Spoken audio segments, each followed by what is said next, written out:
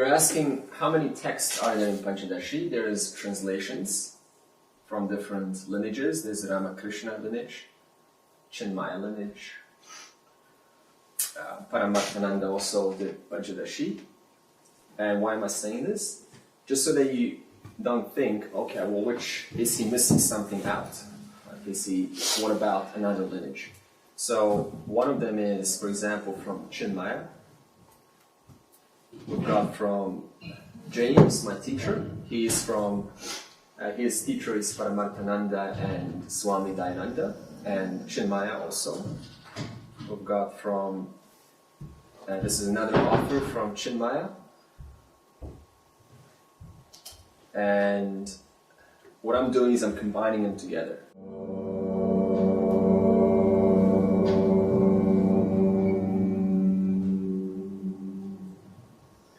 Sadashiva Samarambham Shankaracharya Madhyamam Asmadacharya Paryantam Vande Guru Paramparam Ishvaro Guratmeti Murti Deha Vibhagine Vyoma Vadyapta Dehaya Dakshina Murtiya Namaha Sarva Vedanta Siddhanta Gocharam Tamagocharam Govindam Paramanandam Sadguru Pranatosmyaham.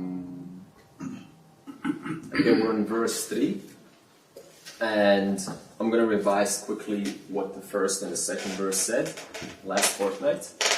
We started off with the Namaskara that Vidyaranya was prostrating to his Guru. And the verse said, salutations to the feet of Sri Shankarananda, that is his Guru, whose only undertaking is to destroy the primordial ignorance, the shark of delusion, along with its manifest effect. The manifest effect is talking about Vyavaharika reality, the reality that we see and all collectively share, and we take to be real. The Vyavaharika reality is what you're experiencing now, with the air you're breathing, with the space, with the 5 elements, with the objective universal world that we all point to and we say, cloud. That is Vyavaharika. So here it's saying, let me see through this Vyavaharika reality, that is the effect which I see, so that I may not get deluded by its effects, that I may not look at it as absolutely real. We talked about the orders of reality, of Satya Mithya, of thing within a thing. If I see a leaf, then I say a leaf. But if I come closer, then I see the chlorophyll, the chemical that makes it green. I see the molecules, and then if I break that apart, I look closer, I see atoms. If I break that apart, I see quarks, and it goes further and further. So there is mithya within mithya, and each level is dependent upon its previous. So the leaf is only dependent upon the parts which it is made up of. Without the chemicals that make it green, without the photosynthesis, without the water that nourishes it, it falls apart. So it is completely dependent upon something else. So what does mithya mean? Dependent reality. So let me see through this dependent reality and stop giving it absolute reality. So this giving absolute reality is what is called samsara. And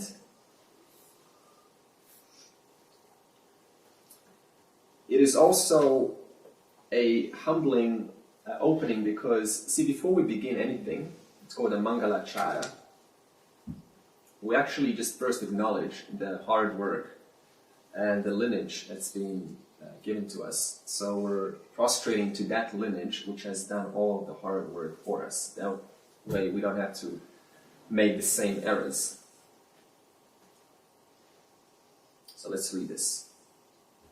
The salutations to the lotus feet of Sri Shankarananda, whose only undertaking is to destroy the primordial shark with the jaws of delusion along with its manifest effect.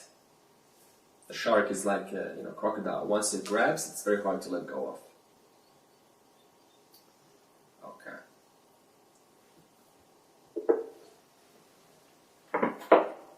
And as I said, surrendering, that is the first verse, we're always surrendering to that one who has done the work so that we may model up them, so that we may connect with them. That's how this Guru Shishya Parampara works. We connect with that one who has already connected with their Guru, and so on. So here it says surrender is dropping all efforts born out of individuality. So if you ask, what does it mean to say surrender? Who am I surrendering to? And what is being surrendered in the first place? The answer is very simple. You're surrendering the sense of, I know. I know better than this. That means there's an individual there who wants to still hold control. So I'm letting go of that. And that's the first step before anything. Otherwise, the teaching is not going to take place, because the background is going to say, who is this? Is this true? How can I trust? What if this is wrong? What if there's a better way? And so these doubts are going to sabotage the person's own success. And then we moved on to verse 2, and the verse 2 poses the question right from the beginning, for whom is the text for? And the first thing we established last time was the qualifications. And the qualifications were high. There were Vairagyam and Viveka. To come to Vairagyam and Viveka, it implies a person already went through a lot of work. So therefore, Panchadashi is not a text for beginners. It is already for the ones who have purified their minds, who have already done a lot of work through sadhana, like karma yoga, and at least gone through Bhagavad Gita or Tattva Bodha. So that's why the verse is saying this discrimination of reality, that means whom this book is for, is designed for the effortless comprehension of the absolute truth. That means Brahman. For those who have cleaned their minds of all impurities by serving the lotus feet of the Guru. So right there, we now know that the author, Vidyaranya, has written this for the ones with the highest spiritual sadhana already in progress. And this sadhana is service. In this case, we call it seva bhava, an attitude of service. So what does this mean? What kind of service? Servicing whatever is in your life to the best good.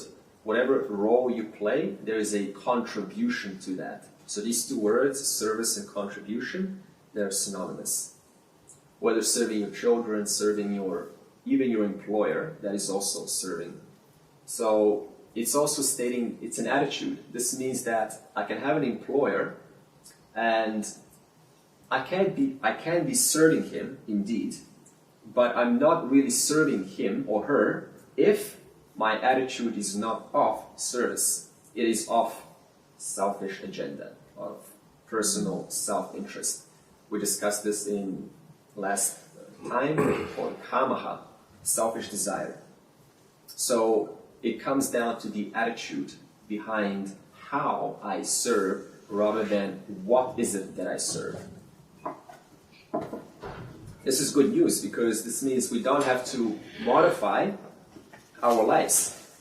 We can just simply continue what we're doing. All comes down to attitude. What is my behavior, my intention behind what I do? And it's also, besides viveka, that is discrimination and vairagyam, this passion, it is also meant to remove the three big obstacles. The first one being laziness, and laziness robs the seeker of moving forward with anything, really, in any endeavor. So laziness is tamaguna, and this has to be conquered through sadhana. One of the best ones is karma yoga. In the second, it says inadvertence, which is not being mindful of one's actions. This means doing things mindlessly. That means not putting any thought behind it. This means impulse. That means if I do things impulsively, how I have always done them, then that is an obstacle to the mind purification of understanding what? The highest knowledge, which was said, being reality. That means I cannot discriminate reality unless I have removed laziness and unmindfulness, not being mindful of my actions, and sleep, excessive sleep, always tired. If there is constant fatigue or tiredness, then then there's many options to this, right? And there's coffee, there's teas with different sorts of flavors. Anything that makes you strong and awake, that is when you need to explore. I'm not saying I'll go and inject adrenaline, right? But first is first energy, because if you think about it, everything depends and relies upon your energy to be awake. Otherwise, it's a big difference between studying for an hour and being able to study for 5 hours or 4 hours. And that all depends on how alert and energetic you are. So it's a big part of life also. This is why we don't exclude physical exercise. Maybe that's why we're doing some exercise outside. Just to let us know metaphorically that all of these things are connected. Body's tired, mind follows, therefore it is not going to study. It's simple as that. And such a purified antakarana is the subtle body, consisting of, what does the antakarana consist of? Someone tell me? Mind, memory, emotions. Yeah, good. So, Sanskrit words, buddhi, intellect, manas, mind, chitta, memory, antakarana, ego. We don't use the word ego actually, we use the sense of doer, the one who thinks they're doing. Because ego is an English word, but we don't necessarily use that word a lot. So, that purified mind, or that purified antakarana, which we've now established what the antakarana is, will be, what's the result? It will be calm, it will be contemplative, and it will not slip from its chosen path. So this means, if we remove these three obstacles, purify the mind, then the antakarana will be suitably ideal for discriminating reality, Atman, Anatman, self and not self. And then we have another interesting word. This is just from the verse Sukha Bodhaya. For such a person, this inquiry will bring the dawn of wisdom effortlessly. So that's now the result. What is the benefit of having a pure antakarana? Effortless inquiry. Normal. You don't even ask the question, how do I inquire? You're just a naturally inquiring person who likes to ask. Can't help it. What's wrong with you? Sorry, I can't help it. Why do you keep asking, analyzing everything? Sorry, I can't help it. That kind of thing.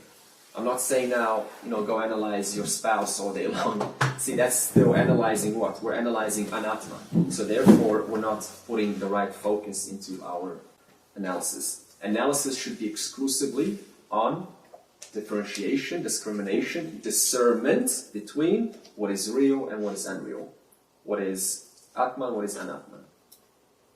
And the other result, the real spiritual limitlessness, or the real spiritual benefit, is in wanting nothing. Not even joy. This is a common trait or a universal trait of a jnani. I don't even want joy because why? Someone tell me. Why does one not want joy? It brings sorrow. Good. Because everything that I ask for has a unseen effect, unseen opposite. Is there a distinction between joy and contentment? Yeah, okay, the words, I mean, the context will change it, of course. There is, see in contentment, I mean, where are you coming from, right? Is it anatma contentment or is it atman contentment? So joy and contentment are the same if we're talking about atman. So we have to now explain what is contentment and joy. It is not an emotion, first of all. That means, you're going to ask, well, how do I know? It's very simple. If something detrimental happens, something that is not pleasant, there's a part of you that you very clearly recognize that is not hindered by it. It's not moved. It still remains the same. It's silent. It's sort of like this silent air of isness. And that doesn't leave even when there's joy or there is sorrow. It remains the same. So in that case, that part that I'm talking about is contentment or joy. But what is contentment and joy in reference to anatma? It has variances. It has fluctuations. One moment it's high, next moment it's lower. So we have to. This is an example of discernment between atman and anatman. Now we go on to verse 3. I'm not going to use a Sanskrit word, I'm just going to go straight to the English, because to analyze every single word is going to take a long time, and Panchadashi has 1,500 verses, so we're on number 3. So, right, just going to cut it down. In the waking state, the object, that's the plural, like sound, touch, etc., are many and different from each other. The consciousness establishing their difference, being one, is not different like the objects. So, we have established two main parts in this verse. Firstly, we said the word object. Okay, before I go forward, I'll give you a structure. Verse 3, 4, 5, and half of verse 6 is going to use the framework of the 3 states of consciousness. That is the waking, the dreaming, and the deep sleep. Why? Because it's going to establish a framework for the analysis of what? We said, verse 1, for discrimination of reality. Therefore, to perform discrimination, atman, anatman, we're now going to do that in verse 3, 4, 5, and half of verse 6. Why? To able to negate that which is not. It's called Maya. Okay. So in the waking state, so now we're talking about the waking state. Put the dream state and the deep sleep state aside. We're just going to focus on this state called the waking state. The objects, like the sound that you just heard in the waking state, the touch, for example, the touch against your bottom, which is felt as you're sitting on the chair, are many and different from each other. So if I go, so every millisecond of that has a variance to it. And that which you just heard, that's an object. It has an amplitude, it has a tone, it has a pitch, it has a variance to it. So it's an object in the form of a sound. And then we have an object in the form of a sight, a different color, another object. And they're all different from each other. So that's what we experience in our waking state. Nothing but differences, one after another. Wherever you go, differences. Now the consciousness establishing their difference. So what did I just say? Differences. So now you're going to ask, what is it that establishes their difference? What is it that validates their difference? What is it that gives their difference genuine identification? How do you authentically validate differences? And it says here, the consciousness establishing their differences. So the answer is consciousness which is unmoving, unchanging, is establishing the moving, changing objects. How do you tell that you're going on a train fast? Or in a car? Use a car. How do you know you're going? The other vehicles move. Yeah. Okay. When you look through a window, right, the car is moving. In relation to the unmoving, I can tell the car is moving. In relation to the unmoving sun, I can tell that the earth is moving. Could we tell that the earth is moving if there was no sun? I know some person is going to say yes, we could, because we've got fantastic instruments. But put the instruments aside, there's no way.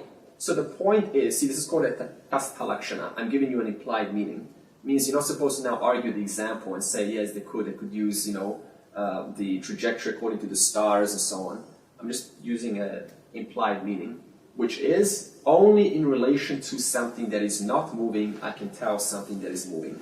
Now we can ask a simple question and we can say, is your life a series of moving experiences? Yeah. How many times have you moved today when you woke up? A lot. Countless times. So what do we just say about the example? I can only tell if something is moving. You just prove it to yourself. Yes, I have moved. There was a sense of movement. I can only tell that if there is a principle of static, something that doesn't move. So that static principle is here, consciousness, because of which establishes the moving differences. And that consciousness being one is not different like the objects. So we can now pose a question on this. Number one, why is consciousness, how do you prove that consciousness is one and it's not two? Because it's saying that consciousness is advaitam. And it is not different like the object. So we can pass through this example now and just fly right through. We're not going to do that. So, first of all, I made a note here on James's verse. I'll give you two logics. So this logic is going to explain why is it that your consciousness, the one, because it said the one consciousness, it's the same for all. The entire world is one consciousness. When I say world, I'm talking about Jagat. Jagat is the total of the entire manifest and the unmanifest world. So universally non-interfering. So first of all, I said here, consciousness is universally non-interfering. That means it has to be non-interfering for me and non-interfering for you. That's the first point.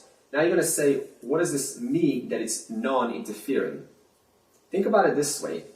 If my consciousness was different, and I looked at a tree, and your consciousness was different, and you looked at a tree, then we wouldn't be able to tell tree.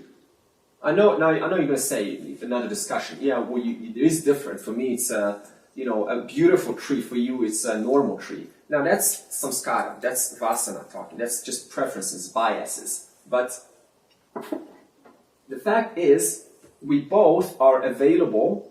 When I say we, I'm talking about the body, mind, intellect, or the antakarana, is available to perceive the tree. So my antakarana is available to perceive the tree, your antakarana is available to perceive the tree, and we both agree, and we say tree. So we both identify this Vyavaharika reality called tree. Now, if my consciousness was different from yours, then if I looked at a tree, then I would say, no, that's a rock or something. That's not a tree. Because my consciousness will be interfering or would be filtering or will be modifying the perception through which it is operating, being my antahkarana. So for the fact that the antahkarana perceives the tree and your antahkarana perceives the tree, that means both of these consciousnesses are free of or one and the same in order to say tree. Let me read this now. Give you another example. Okay, well that's just what we explained. So let's go to number 2. The second example, actually Shankaracharya uses this from, where is it? From one of the Upanishads. He says that imagine if you see like a deer, and with the horns. Now, if your consciousness was not ever free, non-interfering, that means it was not constantly free, then what would happen is, if I saw a deer and I saw its horns, then by the time I look at a tiger, then those horns would be superimposed over the tiger, because consciousness would be influenced or affected by the horns from the previous perception. So therefore, if I show you this pen now, right, and you're looking at it, now suppose your consciousness was not free of your perception. So by the time I remove this, you would still be seeing the pen. But do you see the pen? But isn't that strange? So if I look at it and I remove the pen, it goes away. If you look at it and I remove the pen, it also goes away for you. So what does that say? That we share something in common.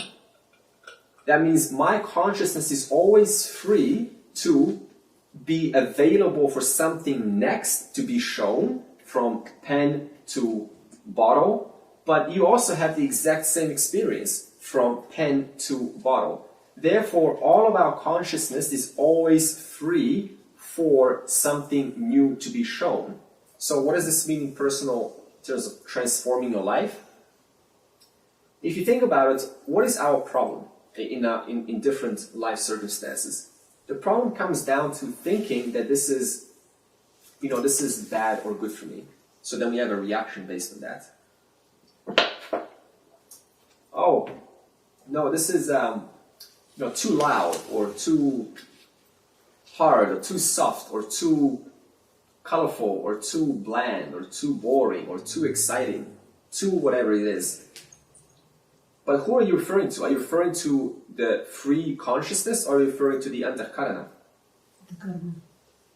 So that means if you change your focus and understand, based on the experiment that we just did, that your consciousness is always actually free of the twos, the too short, too loud, too this, too that, then the life change is simply relaxed. The person is not so,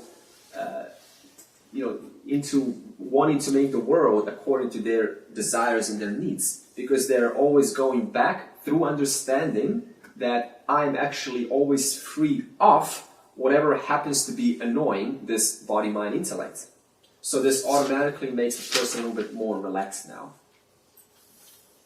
So, for summary, we have established 2 parts, or 2 logical steps to demonstrate that consciousness is non-interfering for everyone. Why? Because we all universally agree. I use the word letter A. We all, when we look at the letter A, we all say A. Look at the letter B, we all say B. Nobody looks at letter A and goes, that's G. Nobody does that, unless you're taught differently. So therefore, we all can see the same. So therefore, our consciousness is not interfering with anything that we see. And the second is consciousness. Consciousness means Atman, the self, is always ever fresh, meaning it's always available to register a new experience without the contamination of its previous perception through the antakarana. Clear? All right.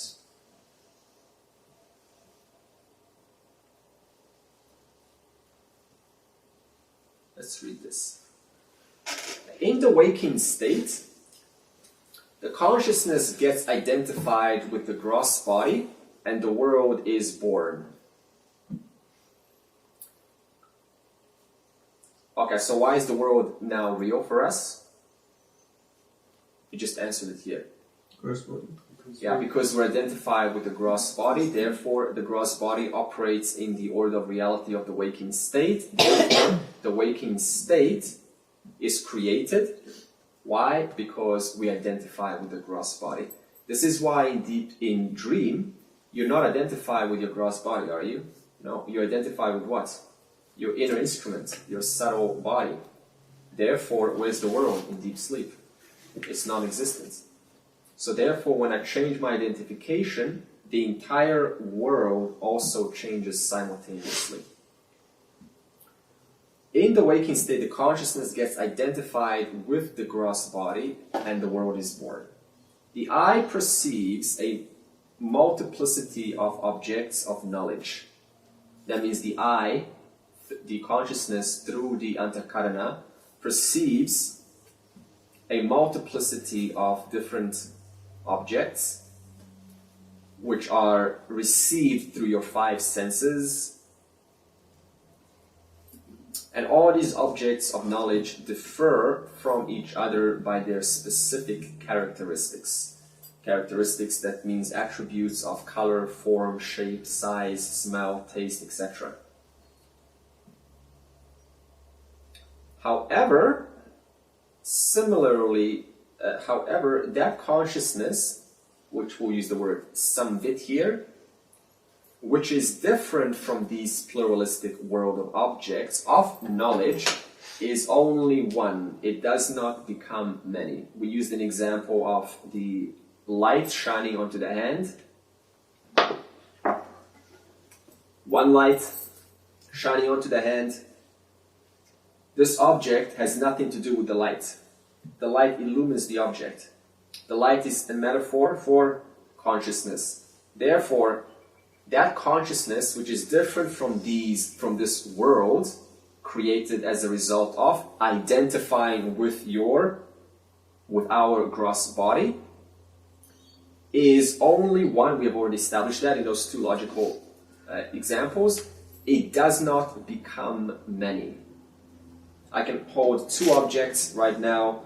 The light, the one light that's shining, does not modify. I can hold 7 billion objects called human bodies. The one light does not modify. Whether there's one person or 7 billion, it does not matter. Consciousness remains the same. So therefore, the illuminating principle, which is now illumining your body, mind, intellect, sitting here listening to this, which is also illumining this body, mind, intellect, is also one and the same, illumining all of our bodies, having this experience of classroom. Through all the great changes of perceptions, the consciousness remains one and only one. To withdraw the mind from the multiplicity of sounds, sights, etc., to do that and to fix it on consciousness, we'll just explain what consciousness is, the unchanging I principle, Atman, which is the illuminating principle, which I just explained, like the light. To fix your mind on that is a potent method of contemplation. Therefore, it's now telling us a sadhana. A sadhana that's potent. And what is this potent sadhana? To fix this consciousness. What do I mean when I say consciousness? Who exists? Do you exist? Yeah. That's one thing that you cannot deny. Even a child has no option but to say, well, actually, child is not going to actually quantify this because their language is not so advanced.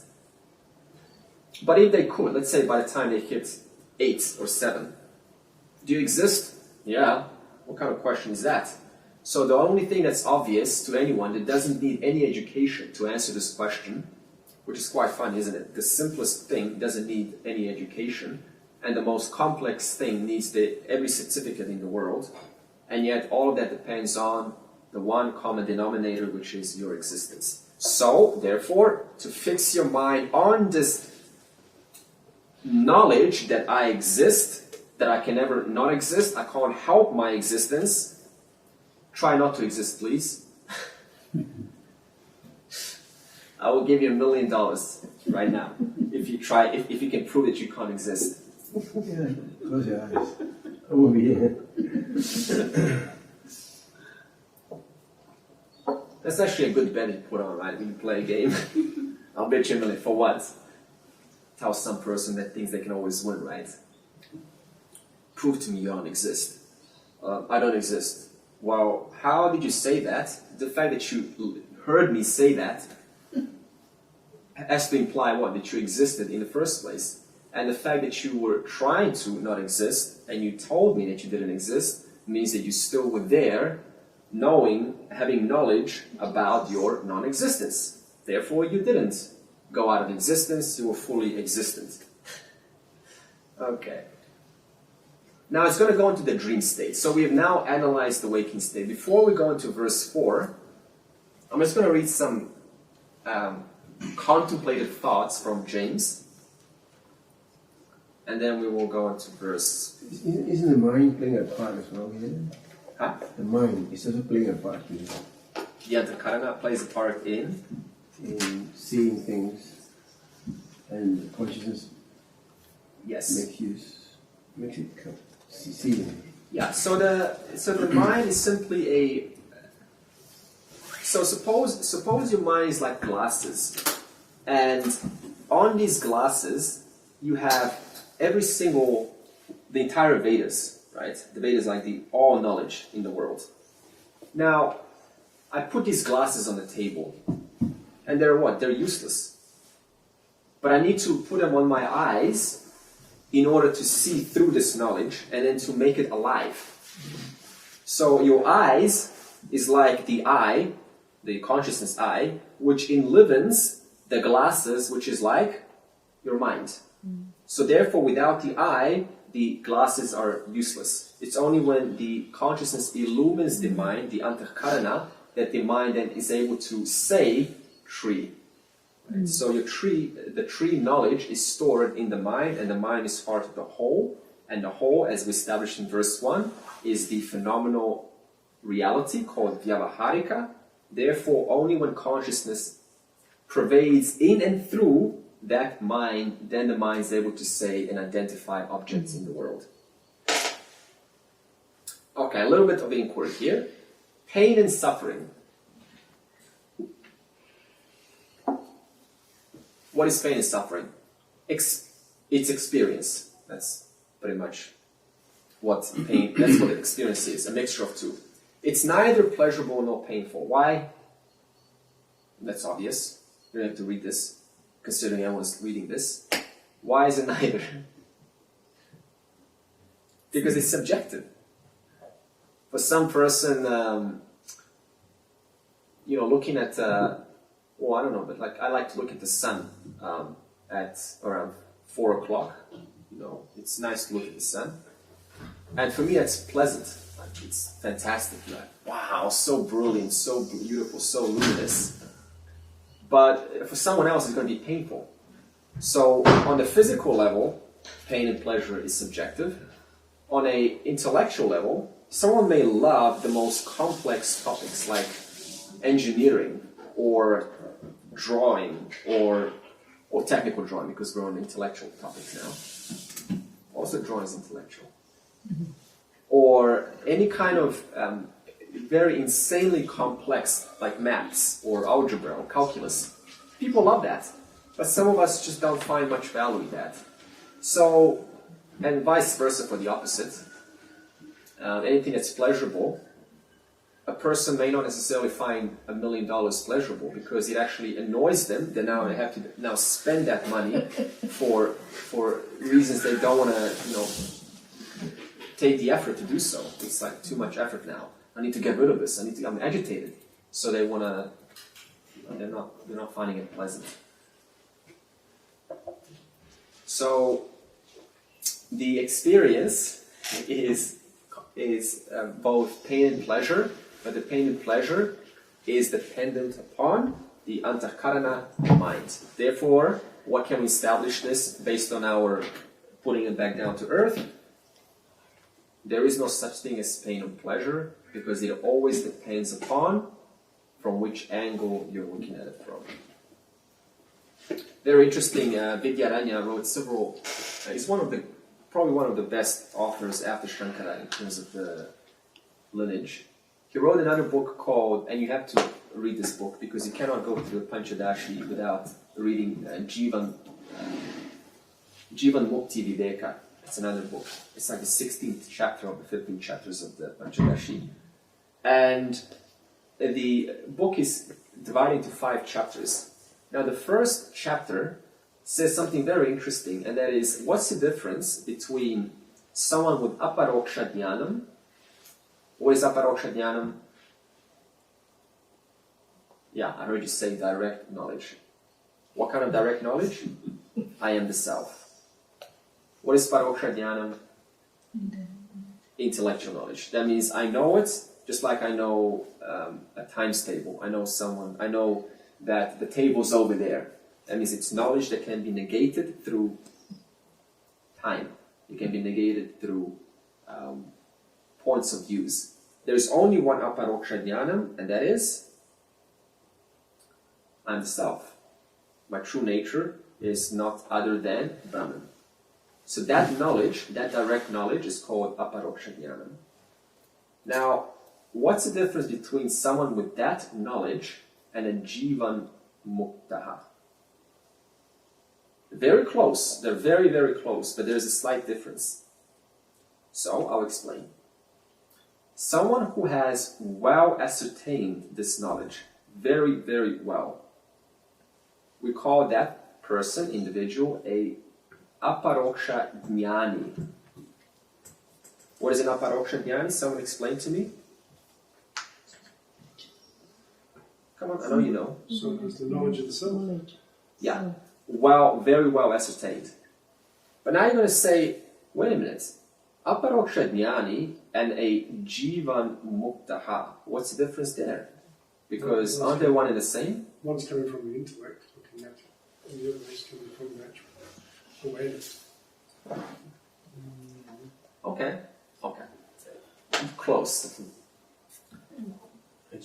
One is liberated person. Yeah, but so is an aparoksha jnani. Jiva Mukta is one who has the knowledge. Yeah, who has also studied the aparoksha jnani knowledge, also has the knowledge. but he is experiencing the. Okay, good. That's the difference. Okay, well, Is it about the subconscious and the being still at you say the word unconscious? Yeah, is there unconscious habits still Good. affecting one another? It's very good, yeah. Straight to the topic. Okay, both of them will attain Videha Mukti. What is Videha Mukti? Liberation upon death. So here's the important part.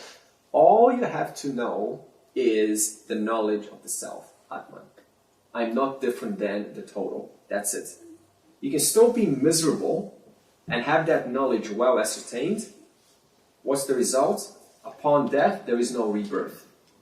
Scriptures are very clear. This aparoksha jnana is all you need not to ever be born again. Now, then what's the point of a jnani? So, aparoksha jnani, I'm talking about the first category, is able to experience pain and suffering. That's why I'm bringing this up. However, owning to their knowledge, they're able to falsify it. So they don't attach themselves to the pain and suffering. Huh? They don't attach themselves to the pain and suffering. Good, because they're so well established in aparoksha, the knowledge, that they know, okay, there is suffering, but who is suffering? Andre's suffering, right? The characters, the body's suffering, the mind's suffering, but I'm not suffering. So you can still suffer like a dog, but still, on the last breath, there is no rebirth. So now you're going to say, okay, so why not stop there? Right? That's all I need. Why then go to the jnani level? So now what's the difference between a jnani and aparoksha jnani? A jnani, that means, when I say jnani, I mean jivan muktaha, transcends pain. For them, there is no suffering. Why? The answer is right here. What I said right at the start, there is no pain or suffering because it is entirely an bias. It's entirely a concept. Therefore, a jnani has worked so much on their mind purity, so much that they're unable to tell whether this is pain or pleasure. It's simple as that. So therefore, When you say unable, it sounds like they've got a limitation that Okay. they can't. Yeah. You just mean that they very quickly know all the time that this is just something else, not me. Yeah, good. Yeah, I'm just okay, good. clarifying that.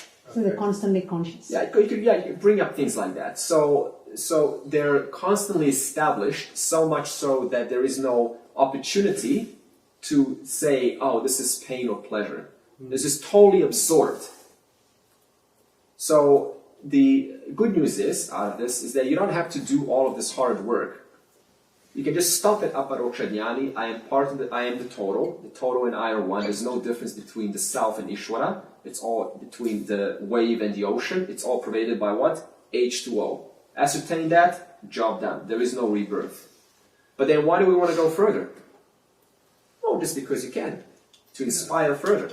To purify your mind further. To get to enjoy the reality through the lens of purity.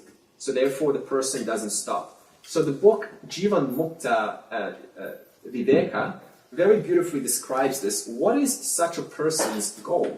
Even after attaining Aparoksha Jnanam, what's the purpose? Like, what's the point of living? Well, then you go on to, you aspire for the last stage, Jivan Muktaha.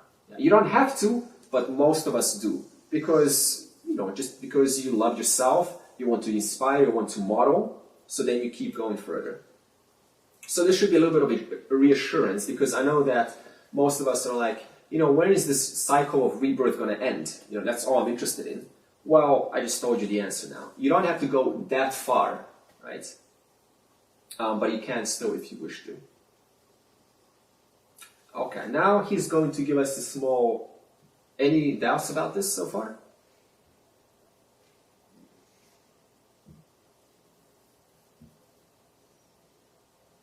Okay.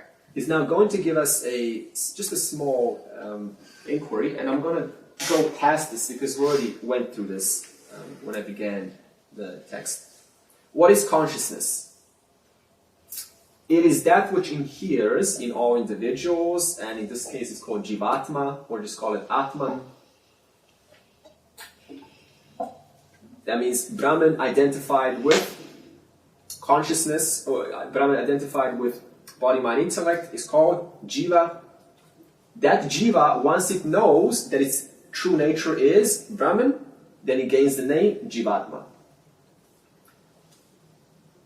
And so it is the eternal, all-pervading consciousness awareness. Who is? The Jivatma.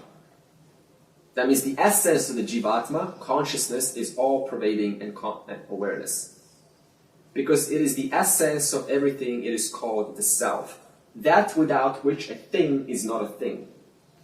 For example, without sugar, without sweetness, is sugar sugar? No. So this means the self of sugar is sweetness. The self of the salt, can I say this now, is saltiness. Okay?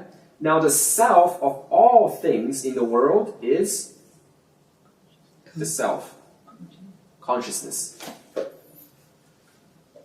Because it is the essence of everything, it is called the self, that without which a thing is not a thing. And what is this thing referring to? The entire world, everything. Without consciousness, you do not exist. Now, one doubt's going to come up, and someone's going to say, yeah, it's very easy to say I'm conscious. But how do you tell that a rock is made out of consciousness? Answer? It exists. Okay, good, you're ahead. Good students. So by the aspect of existence, rock is, or bottle is. You are. Hair is. Leaf is. Wind is. Tornado is. Happiness is. Sorrow is. Doubts are. Emotions are. So one and the same commonality is the aspect of its existence. The Nama Rupa constantly modifies one moment after another. From the moment we wake up, we go through Nama Rupa constantly, names and forms. But all of them share what? Conscious. Is constantly isness. You are, therefore everything else is. Okay, now it says, what is consciousness? Number one, it is not a part of a body. We said that long ago. 2, it is independent, pervades and illumines the body. What does this mean? The light which shines on the hand is other than the hand. It is independent of the hand. The hand can turn into a monster. The light does not get affected. Or it can turn into an angel and it can bless everyone. Does that touch the light? Not at all. Number 3, it is not limited by boundaries of the body. We use the 2 logics. One consciousness pervades the entire existence. In fact, all there is Brahman. Just like one space, because of which all objects get to be what? Get to isness. I can only say this is. Why? Thanks to the space which provides the ability for me to go is. Without the space, I can't say anything. In the same way, consciousness is isness. Okay, it says here, it is space-like. Space is a substance. Okay, it is space-like. Number 4, it survives death of the body. That means when you soon die tomorrow, or whenever that is. I say tomorrow because, it's that quick, literally.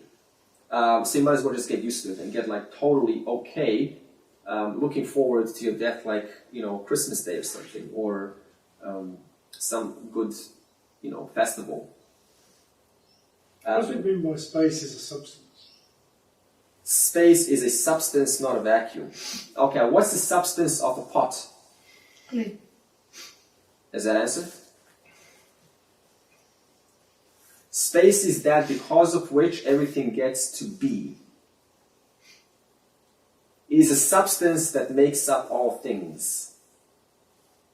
Like clay is a substance that makes up clay fork, clay spoon.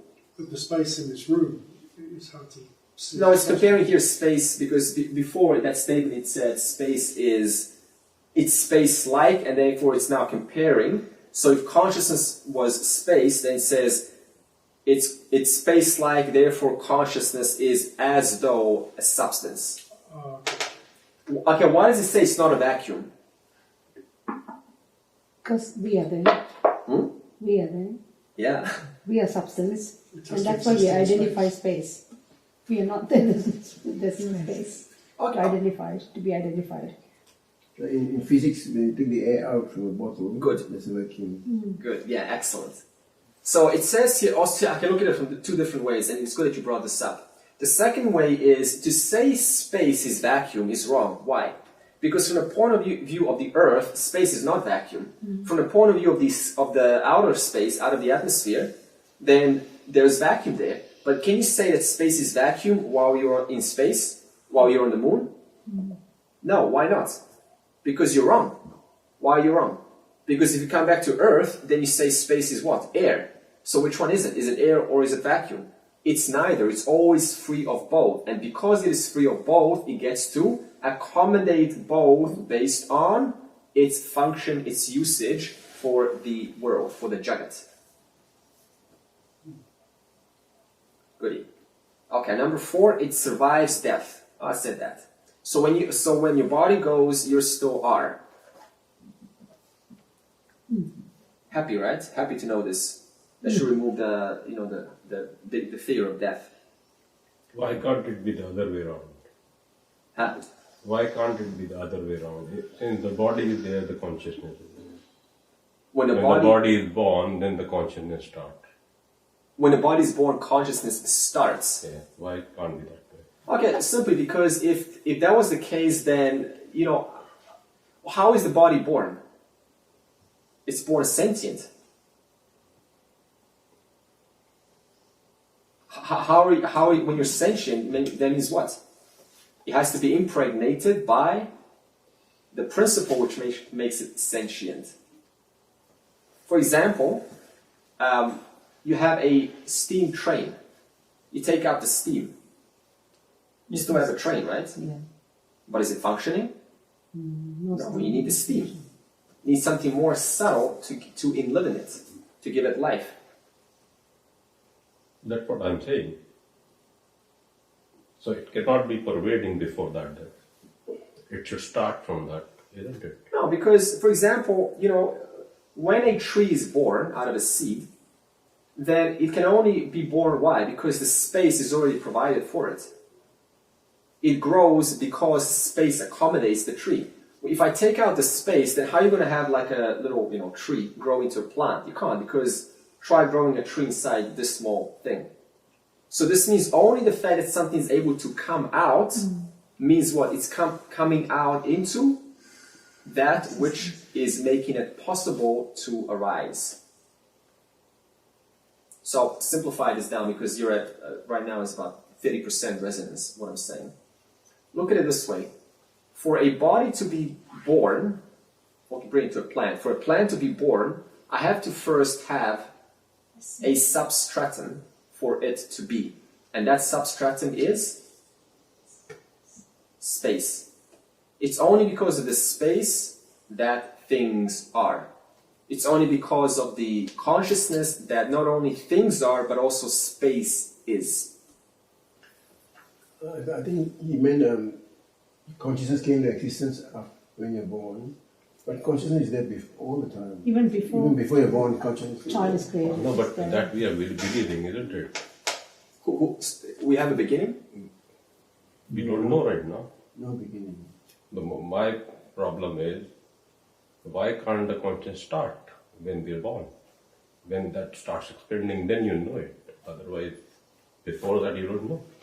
Who knows? Yeah, but that's like saying, is consciousness there while you're in deep sleep? It's like saying you're not. I only know of Don't consciousness when I exist wake now. up. I don't understand. No, you're conscious, but you're not consciousness.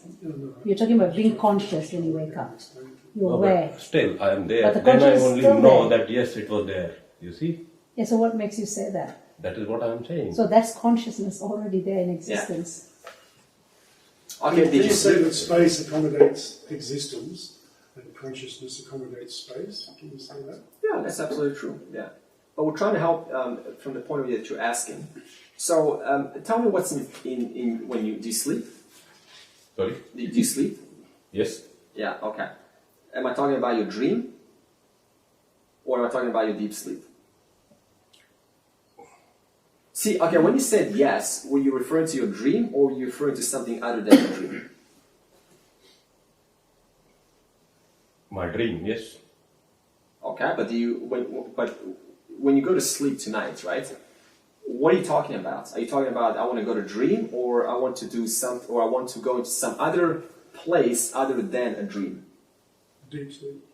I go to sleep, simple. Yeah. And what is okay? So you know your dreams very well, but then what is in your deep sleep? It might be dream, it might not be. No dreams at all. Yeah. Okay. So you say you might be or might be not, right? That's absolutely true. But still, there's knowledge of that. Yes, but that knowledge only related when I'm up. Of course, because the mind is not available during deep sleep. Therefore, but you still have that knowledge. The fact that you're remembering, the fact that you're saying that to me, obviously implies what? That you were there, even while there was nothing in your sleep, while you were dreaming. Because you tell me now, I dreamt, right? You did dream, but how do you know that? Because you were there in your dream. Isn't it true that you're only able to recall something if you experience something? Yeah, so in order to recall and say, I dreamt, has to then imply what? That you were there during the dream.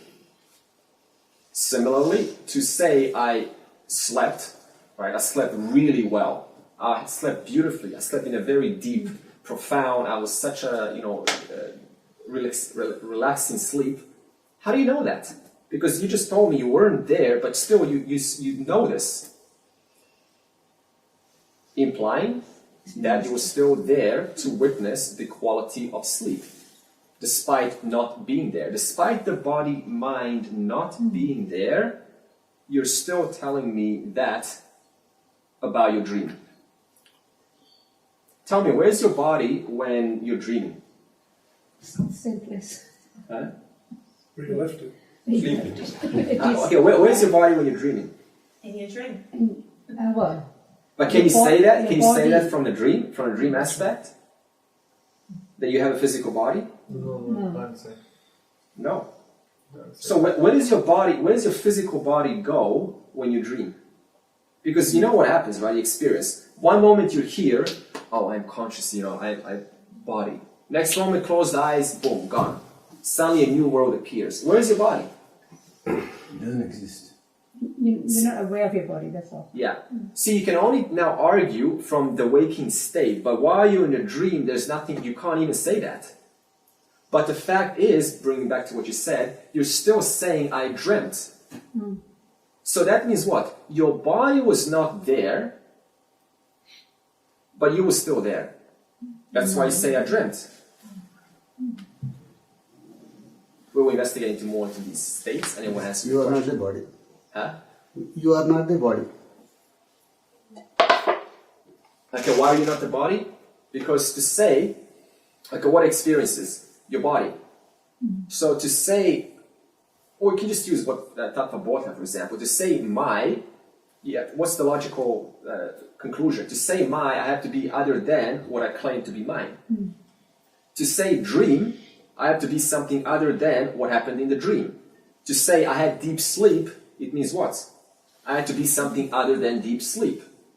I slept really well. In other words, what are you saying? My deep sleep. Therefore, you have to be something other than the deep sleeper. We'll get into the 3 states further now. It survives the body. Okay, we'll get out of number 4. It is not limited by time, consciousness. Is space limited by time? I'm not going to actually use that example because now we're going to go into Mithya. Okay, consciousness is not limited by time. And then we say to create the concept of time, the cause must be out of time. That's just a logical reason. To create the concept of time, you've got to impose limitations on space. Yeah. I mean, how much time do you need to create time, right? So this means that if I think like that, that means now, time was, but then who created that time also? So to create, it's not limited by time, therefore, it has to be something other than time to create time. Just like to create a pot, then you have to have its cause. The pot is the cause, and the pot is the effect, and the cause being the clay, yeah. In the same way, time is the effect, and the cause being consciousness. Alright. Consciousness is eternal. This is more characteristics of what consciousness is. Sat. This is the Satchitananda we're going to start analyzing now. It is existence, isness. You are, right? You are. That are-ness is existence, consciousness. The all-pervasiveness or fullness of consciousness existence is limitlessness. I'll say that again. The nature of consciousness, of this Sat, we're now on to Satchitananda, the nature of this Sat is fullness or limitlessness. And now we have a nice description here. Okay, logic why existence is limitless, why consciousness is limitless. A word cannot limit the paper.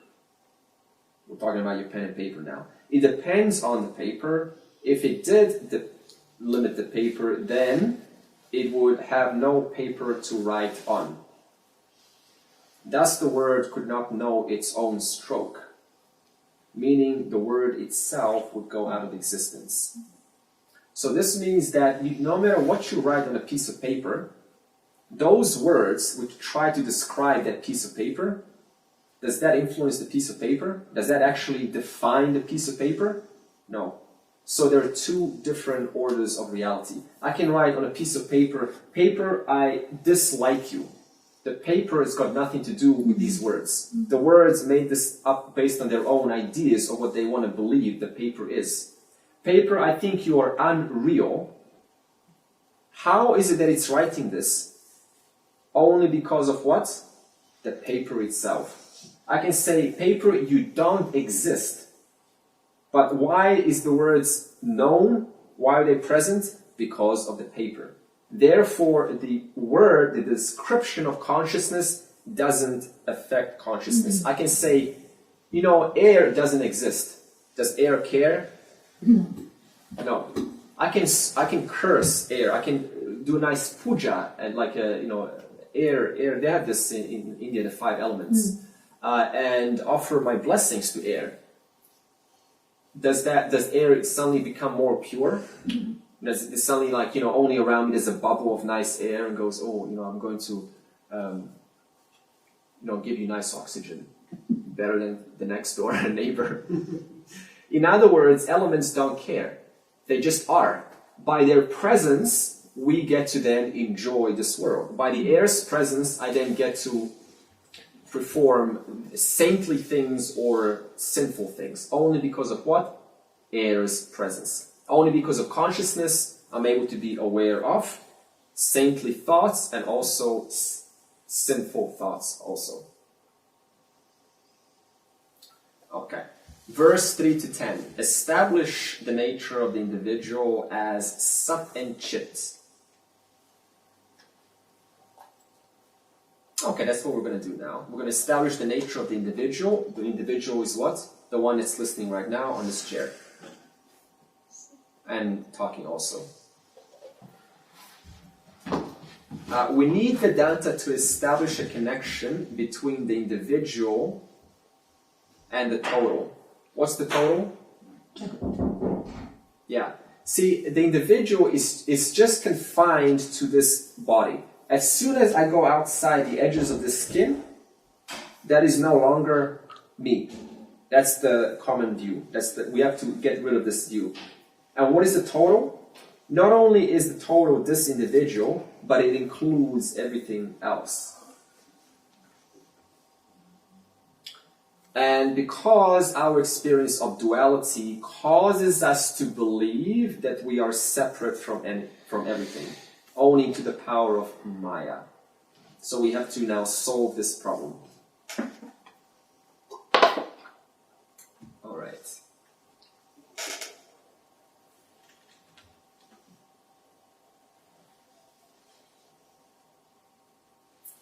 Verse 3.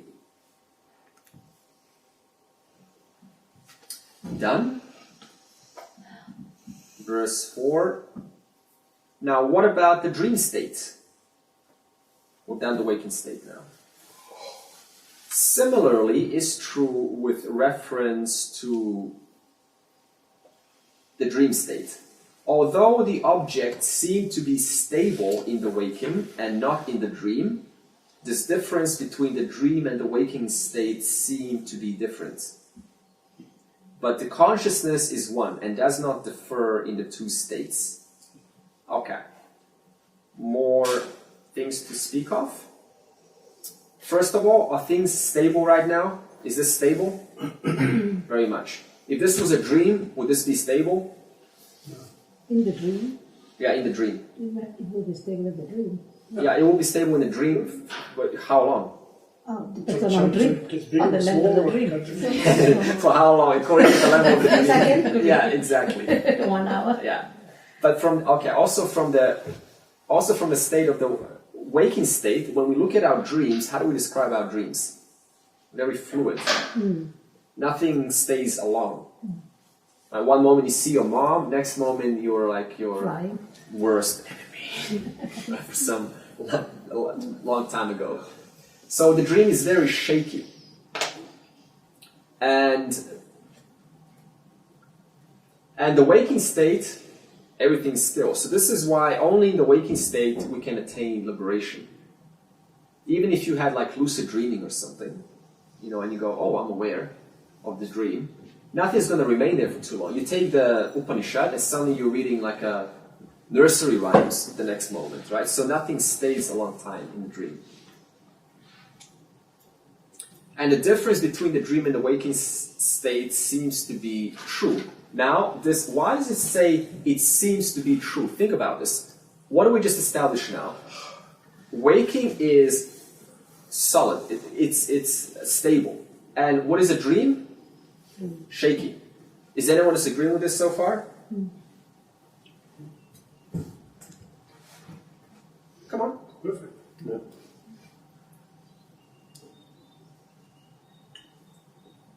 Dream is shaking. Yeah. Yeah, well, what about a very lucid dream? Then he feels more solid, more real.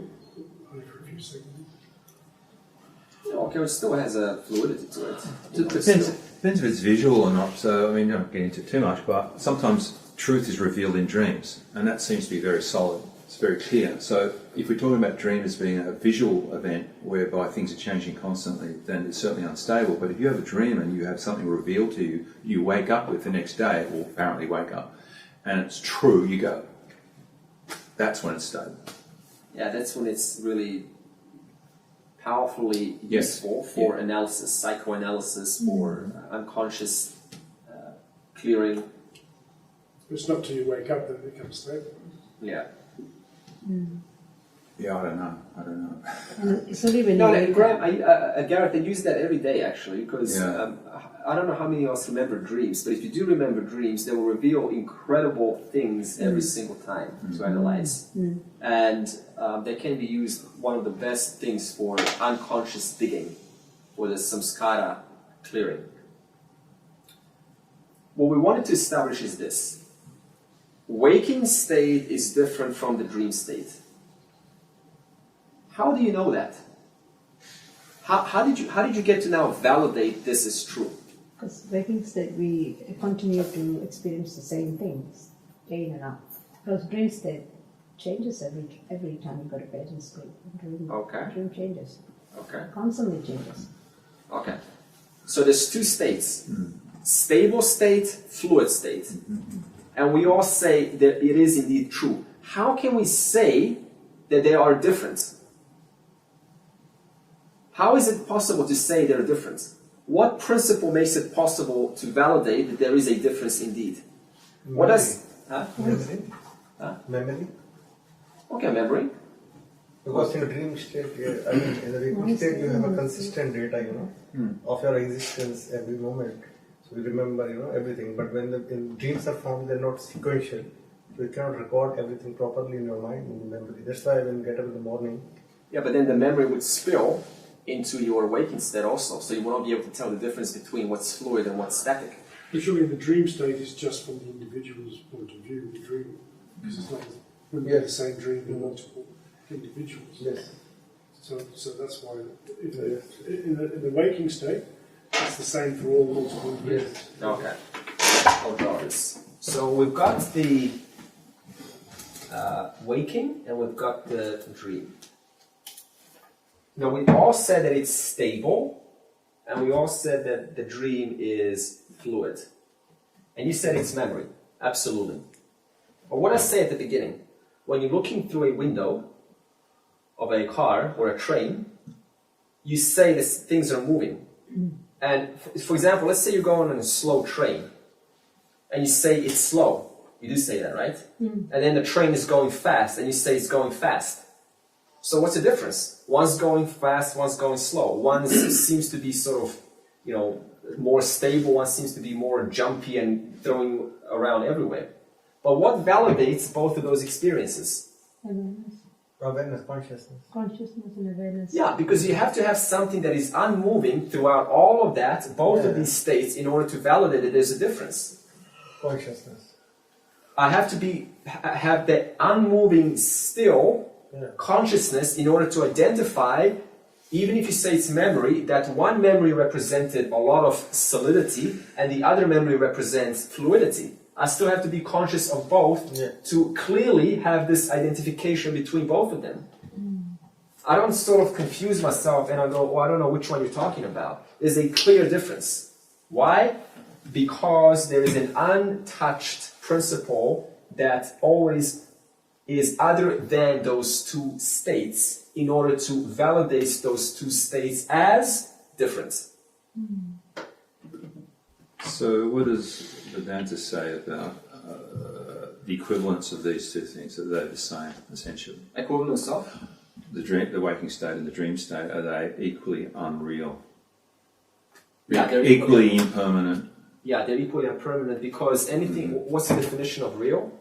Or something that's permanent, continuous? Yeah, and how long does your waking state last? No. From the moment you wake up to the moment you go to sleep. And then in your dream, I'm not talking now from the waking, but while you're in the dream, is there a waking state? No, there's no such thing as this. But look how much reality we're giving now to this waking state. We're doing everything we can. We're feeding our children. We're doing business. We're going to work. We're giving total reality to this state. And then when you're in the dream, where is all of this stuff? It's literally gone like that. But in the dream, whatever world you find yourself, it is totally real. And you make children. You go to work in the dream. You have, you meet your friends in the dream. You have conversations. Now, while you're doing all of that, are you thinking about the waking? No. Absolutely not. Why? Because there is no such thing as waking. It's literally gone instantly. There is only dream. And then when you come back, you go, oh, that was just a dream. But in the dream, you could not say that. So now, going back to Garrett's statement, what if this was equivalent to that? Because what do we just define? We said that anything that is unreal is modifiable. Based on what? Time and space. That means it's subject to time. It comes and goes. So therefore, not only do the characteristics of this waking state change, but also the time factor changes. Not only the characteristics of the dream change, you see different people in there all the time, but also the time factor lasts for, scientists say that your REM. Both have beginnings and endings to it. And changing. Yeah. Constantly changing. Constantly changing. Consciousness is unchanging. It's in order to validate the changing, you need the consciousness intensity, too. the variances, and these two states. Yeah. So you mentioned samskaras before. So I take myself to be a person who's awake, and this is my normal state. So I've got samskaras, no doubt, that surface in dreams. Yeah. Couldn't that equivalence be turned around and go, in the dream state, I have samskaras that are appearing obviously in life? I mean, it says the dreamer has the same samskaras or the same mental state, or whatever you want to call it, in the dream state as they do in the what we call the waking state. Yeah, they're both, because they come from the same person. It's come from the same person. The person that's in the waking is still there, because what's in the waking? Your antakarana. That means including your chitta. What is your chitta? All of your memories you've done in the past, all your emotions that you've experienced, all your emotional capacity, and all your intellect, which means all your understanding. All of that gets spilled into the dream. But what stays in the waking? The body. But is that actually true? Okay. Is that true? No, it's not. Why? Because when I'm in the dream, there is no such concept as body. I can only say body from this state. That means they have nothing to do with each other. I'm starting to get the idea that body's not real, but it's I'm going in and out of that pretty quickly. I have to drive home. Am I real? Am I real? Is the real body driving the car? It makes me want to do some more dreaming, actually. We'll go deeper into the analysis and Okay. The difference between the dream and the waking state seem to be true only from the aspect of something that is unmoving. But the consciousness is one, we just established that, and does not differ in two states. Why? Because if consciousness differed in the waking and the dream, then if you get out of your dream, you will never be able to say, I dreamt. Because it will be a totally foreign idea. What are you talking about? Dream? I've never heard of a dream.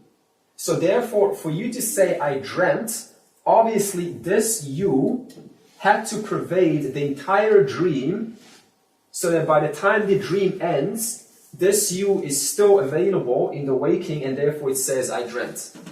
Clear? So the dream's committed to memory. Yeah, because your mind's still there. Now, I know we're going to say, how do you know deep sleep? Because isn't that also memory? Yes, it is, but it's a very subtle thought, and it does not involve your antahkarana. We will get into that. Okay, similar is the situation in the dream state. In each state, the trial, that means the waker, the waking world, okay, the waker is the person now, the waking world, this is the waking world, and the waking experience, which you're having now also, and the dreamer, the dream world, the dream experience, happen simultaneously and not sequentially. So, in other words,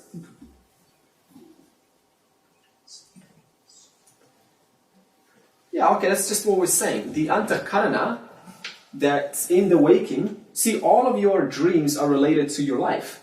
And that life is now in the waking, and that life is also in the dream.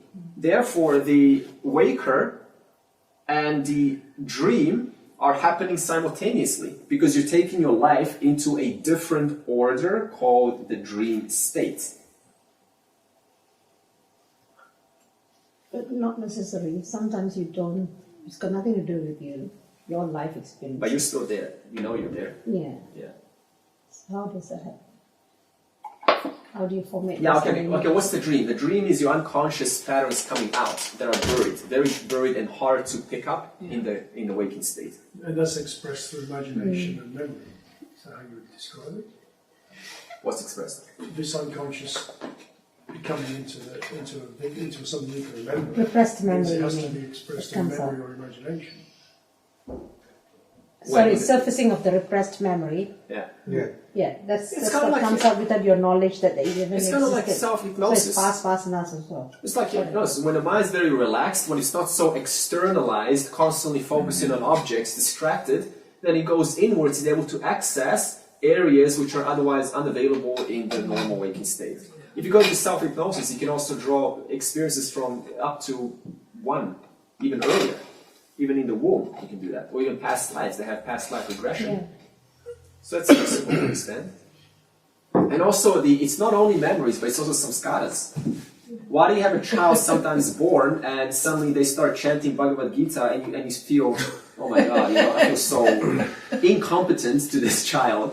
They've already done this for their life, right? For a fantastic mathematician or something. Ramanujan, yeah, fantastic person. He gets born and he's contributed so much to mathematics also. Where does this come from? The teacher is from England. Oxford, what school was it? From Oxford. Oxford, yeah. Because of the work they've done in their past life. Yeah, amazing. So it's not just memory from this life; it's also memory from all of the janmas previous that you've had. It's just a continuation, a different body. Just like a plant, for example, that a seed of a bean falls into the ground, it continues its inheritance from where? From the previous seed. Therefore, whatever grows out is going to be an expression of the previous plant. But now, this new plant is now going to have to capture the environment. For example, let's say it's cold, so it has to adapt to coldness. So now, also it has to now learn coldness, plus all of the previous experiences from the generations. So therefore, the next being that gets born now also has adaptation to coldness and all of its previous counterparts. So therefore, as you said, everything continues. The waking, okay, the difference between the dream state, now what's the difference between the two? And the waking state is that in the former, that is the waking state, the objects of the dream world keep changing, while those of the waking world seem to be permanent in comparison to the dream state. So in the and this is the cause of samsara in the waking state. We think everything's going to be here forever. That's number one. But even if we're not going that deep into samsara, we still think that from, this is going to be here forever, like this wall. But it's totally time-bound. Now you just fast forward 1,000 years, well, the wall's still going to be up in 1,000 years. You fast forward 2 million years, then the wall is going to get crumbled. But in the dream, that is not the case because it is extremely short, ongoing. So do dreams, like my dream and your dream, would they link up? Or like in the waking state, we have connection? In the dreams? It's possible. I think I had, everyone had that, a dream, you dreamt and your brother dreamt and you found Yeah. Some similarity. You go, what are you doing in my dream, man? Get out of my dream. I'm trying to free myself from you in the waking state. You're coming to my dream now. Because you're thinking about that person. Yeah, exactly. Yeah, try this. Try thinking about something before sleep. What are you going to do? You're probably going to dream about that. That's why the most important thought before death is none other than who you are. In the earlier chapters of the Gita, they will say, is God, Ishvara, but that implies still what? Dvaitam. Why would you think about Ishvara if all there is one? Without a second. Therefore, that only applies to one who has still not ascertained the fullness of Atman, Anatman, and ascertained the fact there is no such thing as Anatman, there is only Brahman. Because even Atman and Anatman is still a stage, it's not the final stage. So that means when the person dies, ideally, whether you think about rock and roll or, to get your credit back, or whatever it is, it should not matter. Because the person is so established in himself. So does Vedanta have traditions, rituals when a person's approaching death? Bhagavad Gita usually will get read. The Tibetans are really big on that, like practicing for your death every day. But in Vedanta they do the same. Yeah, well, in Hindu they'll put custom, tusli leaf, right? When you're nearing death, it's best to always pronounce Ishvara's name. Yeah. Any Ishvara, anyone, Jesus Christ, Bhagavan, anything. Keep on saying it until your breath goes. Then you reach faster. That's the belief. You reach there already. Yeah, you don't have to worry. There's a lot of good teaching to this because, like I just explained with the dream, you think, and then you go to dream, and then your whole dream is about that topic. And not only that, but when you wake up, the next srishti, the next birth, what continues?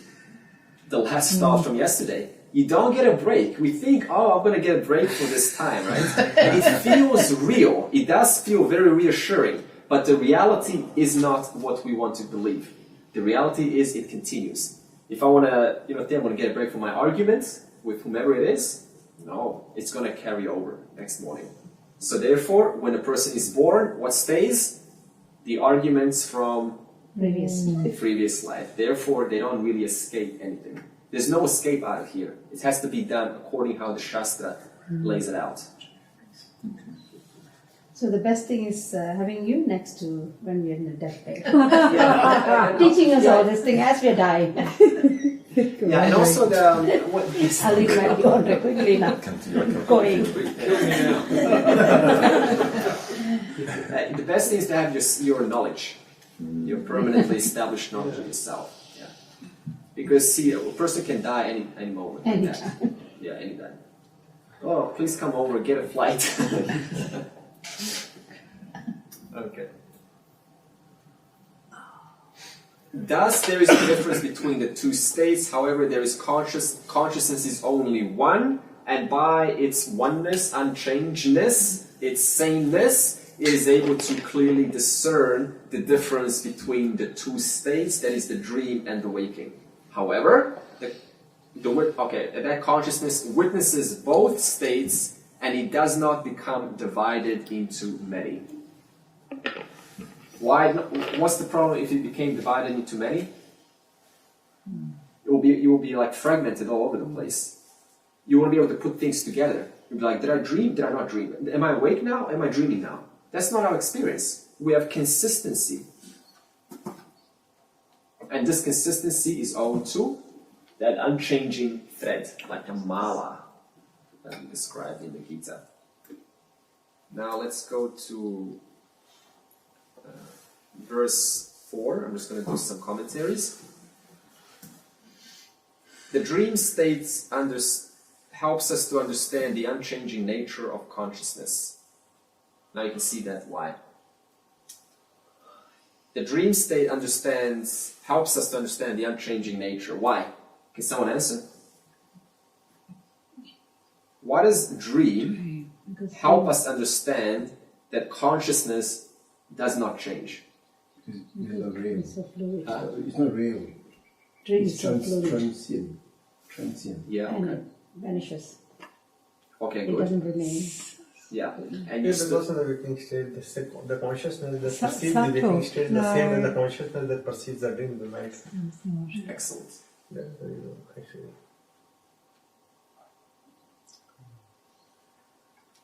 When you experience a dream, it seems as if the dream experience changes, but only the dream objects change. Okay, so the objects in the dream change, yeah. Dream itself, the dream state itself remains the same. In other words, whatever happens in the dream, it is still a dream. Understand? Many objects, it's still a dream state. Many experiences, it is still a waking state. But both of those states are known to whom? You. Therefore, you cannot be influenced by anything that has happened in the waking state nor in the dream state. Because you're always there to report about all of the changes that are ongoingly happening.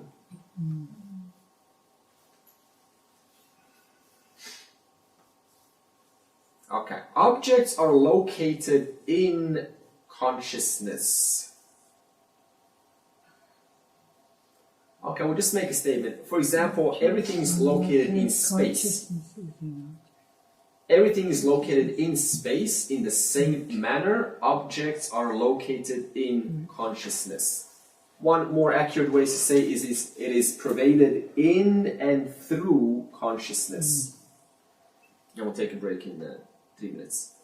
If it wasn't in you, then how would you know constantly about the thoughts, feelings, and You perceptions? couldn't. You need a body. Huh? You couldn't. You couldn't. Okay, see. Okay, it is happening to the body, sure. The body is perceiving it, the eyes are perceiving it, the senses are perceiving it, and all of that data that's perceived by the 5 senses goes into where? Your antahkarana, your mind. Now question, then what? It's projected out. So, huh? It's projected out. It's an understanding of what you're feeling or experiencing. Oh, good. Okay, what did I just say? All of the data of the world that we see, for example, tree, a little bird. Big bird. Very big. You know, the Upanishads, the 2 birds, one is consuming experiences, the other is just witnessing, the other bird consuming all day long. Very beautiful. Which Upanishad was it? Mundaka. Oh, yes. That's a very good one. Where was it? Okay, so all the senses through the eyes and through the ears. This is an evil ear. And they all go into. Now, don't think the brain is the antahkarana. Okay, I'm just using a symbol because actually the brain isn't the antahkarana. They all go inside the mind. Now, then what? Who validates all of the data that this eye has picked up, that this ear has heard the bird? Because all of that, now there's a replica in the brain of that tree. Then what? So your mind is like this projector. See what it's pointing out now? It's pointing out a lot of objects. There's a bird on here. Just imagine a bird, which you saw over there. But what if I remove this wall? Then what? So this project. who's there to pick up the content? It has to bounce back onto something. That which it bounces back on, you can equate to, as it says here, consciousness, located in consciousness. In other words, because of consciousness, I get to validate and say the word actual. I remove the wall, consciousness. What is there to say? Absolutely nothing. So is it based inside? It's based where? Inside you. Yeah, so the mind is pervaded by consciousness. If it is same, then it cannot be based inside the body or underneath the body. It has to be projected. it should be seamless. So what is saying is the consciousness is in the body. Okay. Is it consciousness is in the body? That is. Or the body is in the consciousness. Oh no, it doesn't matter. At this point, it doesn't matter. We can say both ways. It actually doesn't matter. The point is the experience that's picked up by the body is being read or validated by consciousness. A stopping principle, you can call it. Stopping principle. That which is able to recognize my experience. There's my experience. It's called the word change. Your experience is the word accept. Another person's experience is the word the. Someone else's experience is the word objects. Every different experience hitting the one same wall. And that's why we're able to have a conversation together. Nobody goes, who are you? What are you talking about? We're all understanding each other. Why? Because it's all one and the same consciousness, upon which the experiences are all hitting on. Stopping point. And that stopping point is the consciousness. So everyone has got individual consciousness. Is that the... Individual consciousness. Yeah, as I said before, if you had individual consciousness, then, for example, if you saw this, I see this pen, but you also see this pen. But when I remove this pen, not only has it been removed from me, but also it's been removed for you. That means both of our consciousnesses were always free to validate the next experience. So it's the same consciousness in all of us. Yeah, that's so what we share in common is that principle which is always free of whatever is showed up in the mind. That means the consciousness for me was never contaminated by the tree or the pen, and the consciousness for you was never contaminated by the pen or the tree. That's why both of us experience always freshness. One moment to the next, to the next, to the next, to the next. That's all our life is. Just constant experiences, but always there to witness the next one fully available in its fullness. And that's true for you, that's true for me, that's true for everyone. Therefore, what do we share in common? The uncontaminated principle which remains free of the perceptions picked up by the five organs, karma indriyani, and in this case, jnana indriyani, hit in the mind, free of whatever is showed up in the mind. No, that is Jivatma. Individual consciousness. Yeah, individual consciousness is Jivatma, but the truth of that individual consciousness is still Atman. Yeah. Okay, we'll take a break. The relationship between consciousness and thought, there are two different orders of reality now, Satya Mithya, is the same as the relationship between consciousness and the body. Why? Because there's two different orders of reality. What does the body have in common with the mind? Yeah, and from a direct experience, we're just constantly undergoing changes. One moment you got a sore tummy, next moment you don't have a sore tummy. That's on a physical level.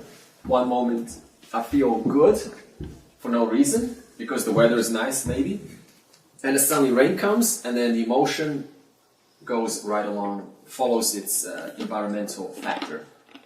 Or the intellect. One moment you feel really clear, right? And then suddenly it's like dullness sets in.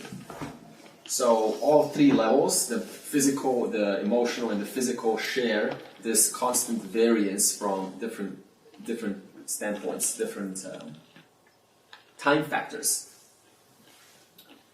And consciousness is an independent factor that makes the thought sentient.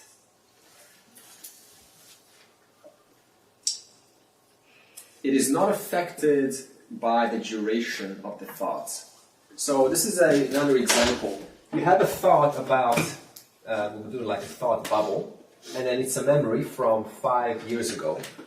And this is you as a person. We're not going to philosophize who the you is now. And now this person is having a thought. Now, what was available before this thought came?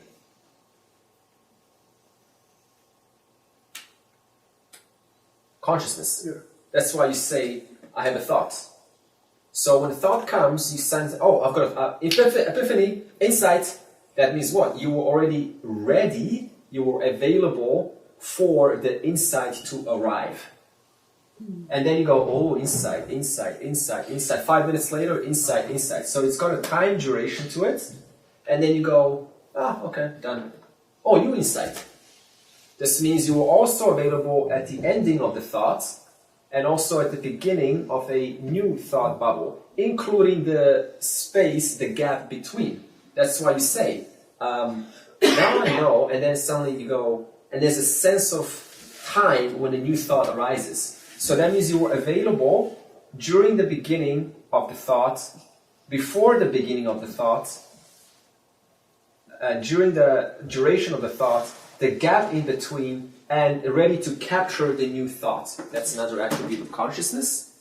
And it is not, therefore, affected by the thought, otherwise you would not be able to capture another new thought and fresh.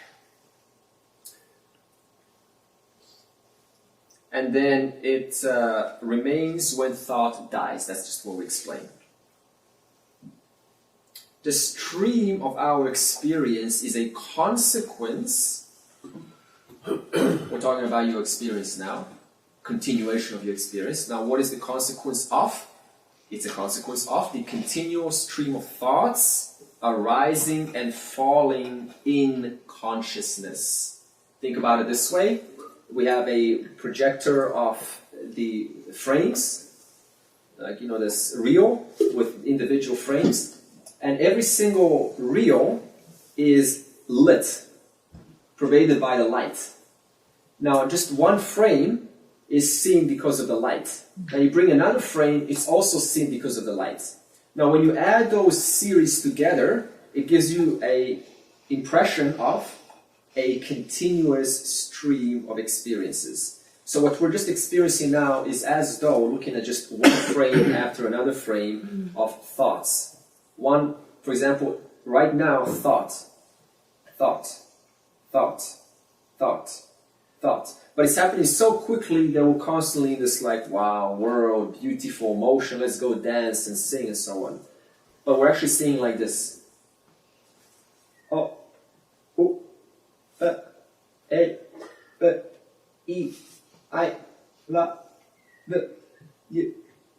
Right? But it's happening so quickly that we get this continuous experience.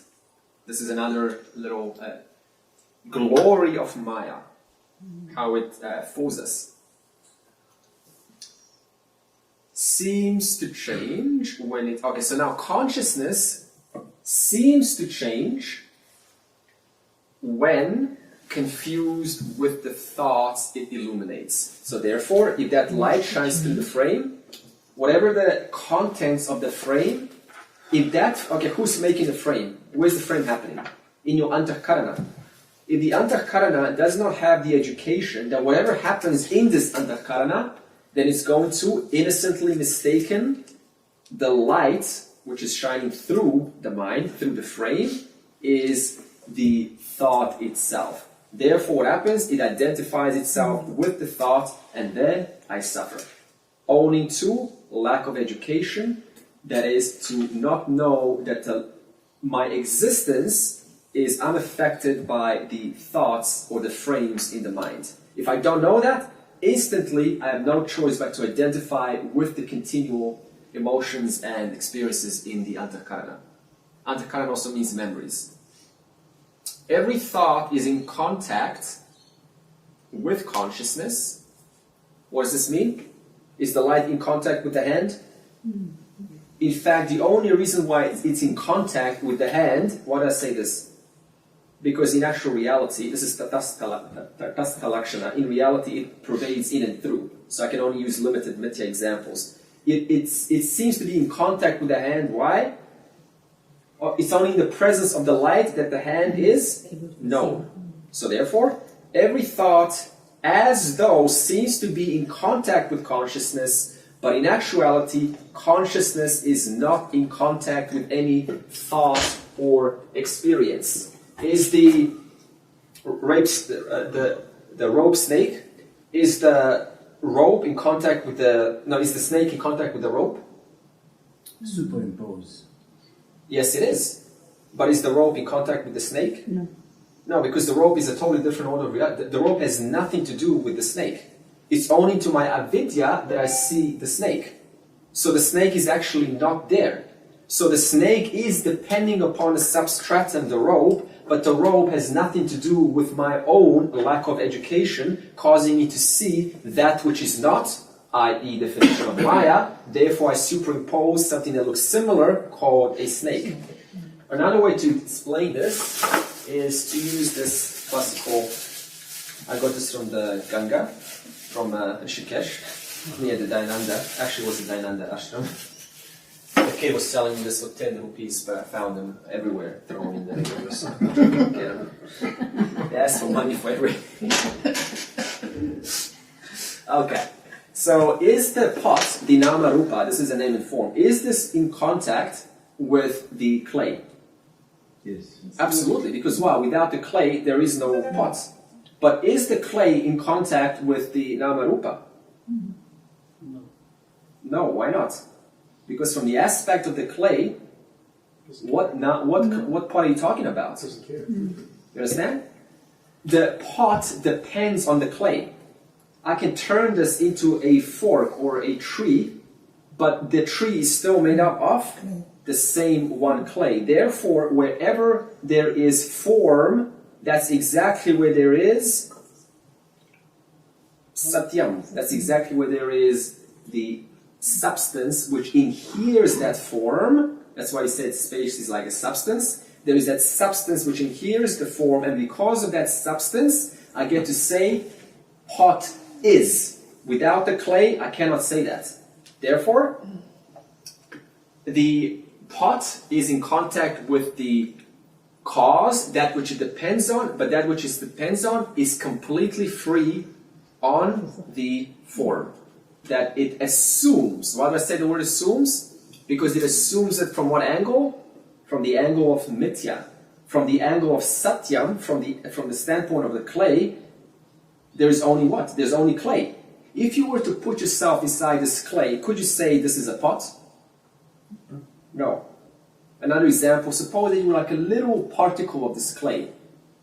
Could you say this is a pot? No. Why? Because all there is clay. All that is here is one. Okay, that's what that means. Now, number 5. We'll go back here.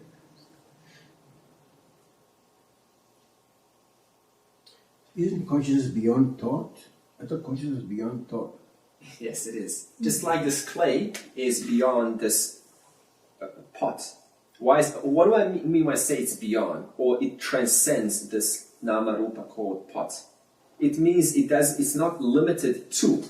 Because as soon as I drop this, thankfully I can drop this if I want, it's going to break. So what has broken? The name and the form. But has the clay been affected? Not at all. Therefore, the clay always is, no matter what the thought happens to be or not be. Even the absence of thought is still thought. It's still pervaded by clay, consciousness. That's why I say, I have no thoughts.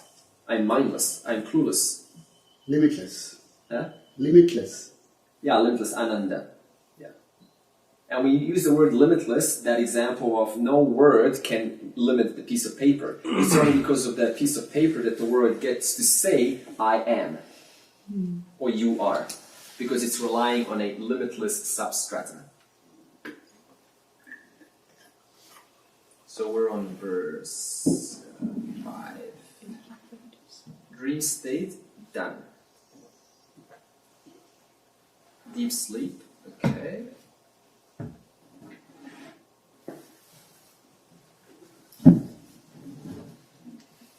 Okay, verse 5.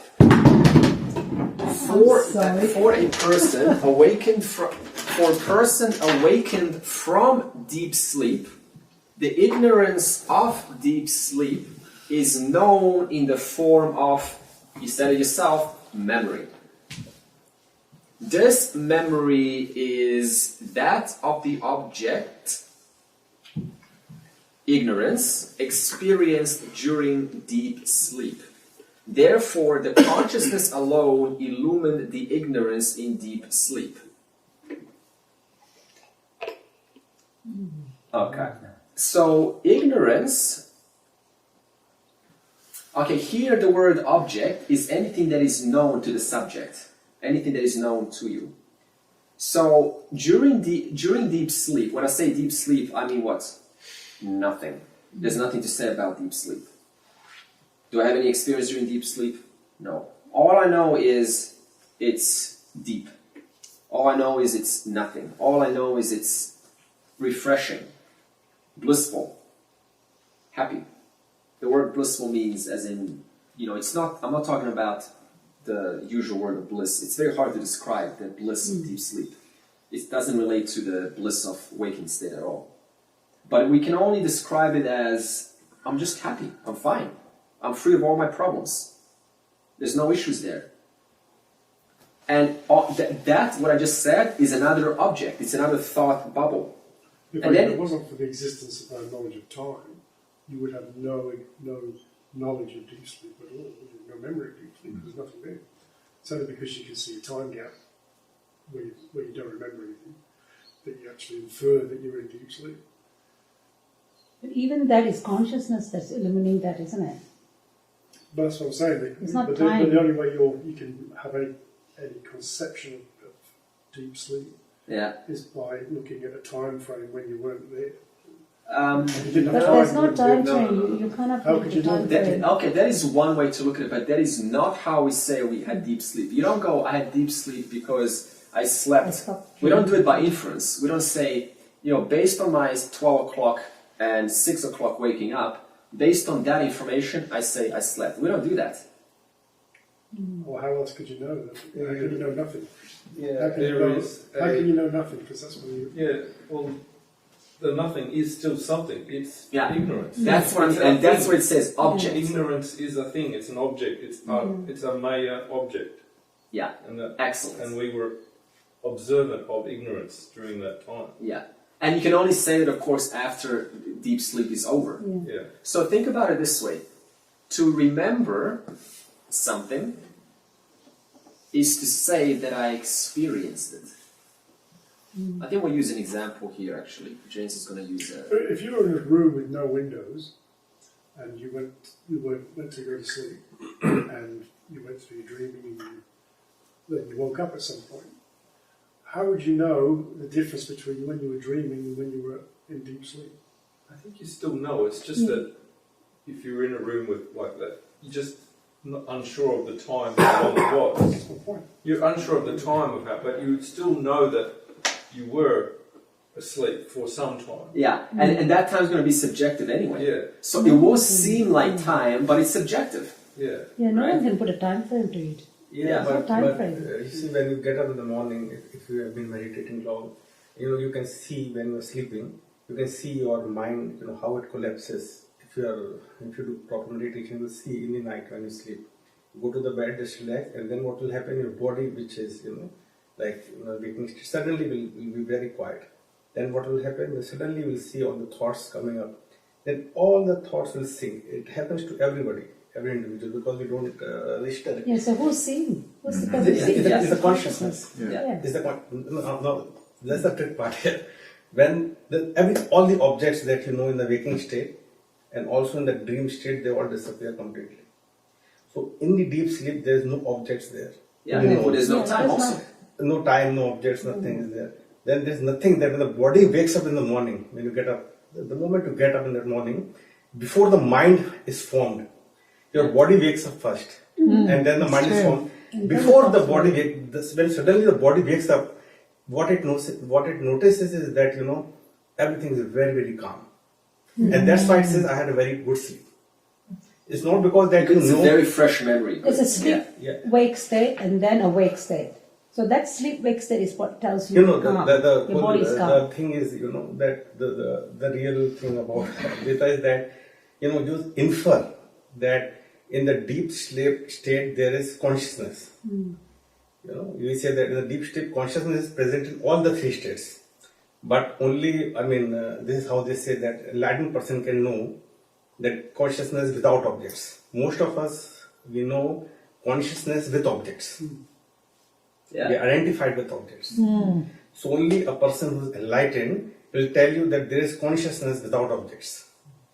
So, but if you start meditating very closely, in the night you can see it, how body settles down, then how your mind disappears, then how the silence appears, then all the noises around you will disappear, and then there will be noise within your head, which they call it Om. That will also disappear, and then it will be the state of meditation will start. Okay, that thing that notices is called the intellect. Because where's the only place where you can know the self? Where's the reflecting mirror? On the intellect itself. And what is the intellect? Uncontaminated by rajas, tamas. Therefore, it's able to witness the processes in the antakarana, and that includes the thoughts subsiding or going up and down. It's very simple to say. It's not difficult. You can try at night also. You can see that in the morning. If you try for 7 days continuously, you can see that in the night how sleep happens. The whole process of sleep, going to sleep. Then you will remember all your dreams, most of them, in the morning when you get up. And then also when you're getting up, you will know. Yeah. The only thing for me was important to find out whether in the deep sleep state the consciousness is there without any objects. Once you know that consciousness is there without objects, that is the point of, they say, enlightenment. Then you know consciousness without objects. And then you also know that everything is made up of consciousness. There's nothing, two things there. There's no non-dual. Yeah. There's no two things. There's only one thing. But Okay, this three things. We'll continue. Yeah. Okay, thanks. Okay. For a person awakened from deep sleep, the ignorance of deep sleep is known in the form of memory. Okay, so we'll stop there. So we all say we slept. That means we experienced the sleep. The fact that we're saying I slept means I was there to experience it. This memory is that of the object, that is the ignorance. And what kind of ignorance object? Nothing. There was nothing there. I can't even say anything. That means what? There was still present to be able to validate that there was nothing. During deep sleep. Therefore, the consciousness alone illuminated the ignorance in deep sleep. Illuminated the absence of objects in deep sleep, so much so that when you come out of deep sleep, because that consciousness illuminated ignorance, what we say about those 3 states, that line, that consciousness you is still present, thus it's able to, only to a subtle nivriti, a subtle memory, it's able to then validate and say there was nothing in deep sleep. It's funny how my grandchildren, I know you asked me to answer what they experienced, and I did ask them, do you know what deep sleep is? Yeah. I said, what is deep sleep? Trying to describe it to me. I said, everything's black. Oh, wow. They use color, everything's black. Wow. Both of them said the same thing. Yeah, I used to, Everything's black. You relate to that? Everything's black. I used to say the same when I was young. Everything's black. So they do experience deep sleep. Black is And they also do know object. they had deep sleep. Yeah, it's Black also is object. Yeah, Of course, that's why it's yeah. ignorance object, sort Yeah, of like yeah. it's sleep is explaining the like, form. during deep sleep you are in the lap of Brahman. What happens in deep sleep is the causal, every mind goes into the causal body, the Karana Sharira. Now, the point we have to understand is Karana Sharira is only one. It's the macrocosmic Karana Sharira for all. That is why in deep sleep, we're all one and the same. That means a dog is the same status, condition of a human being. A beggar and a king are one and the same. Only when they wake up, only to their own individual patterns, their mind, then the king says, only to its identified condition, says, I am a king, I am rich, and then the beggar also says, I am poor, I am unlucky, and so on. But when they go to sleep, we are all one and the same. So we are in a nice little lap of Brahman.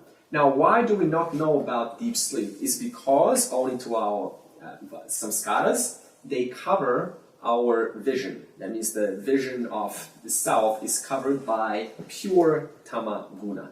Therefore, we're unable to say, oh, it's so blissful to be free of objects. So this is why deep sleep is called 2/3 enlightened. Technically, during deep sleep, you are enlightened, but because there's total tamaguna covering the self, then we are unable to enjoy, appreciate what it's like to have just be free of objects, free of experiences. Now it says, one who has come out of the deep sleep state, he or she is able to remember the ignorance, the blackness of the deep sleep state. This is the commonality for all of us. Some of us sort of are shaky with our words. We say, I don't really know. But you still generally agree with deep sleep, yeah? You're saying the word memory, that's, I thought, part of the subtle body, which is not in... Good. It's not part of the causal body. Yeah, good. So how can it remember if it wasn't there? Yeah, we're not talking about antakarana, subtle body memory. We're talking about another kind of memory. It has a different name. We will get into it soon. Okay. Yeah.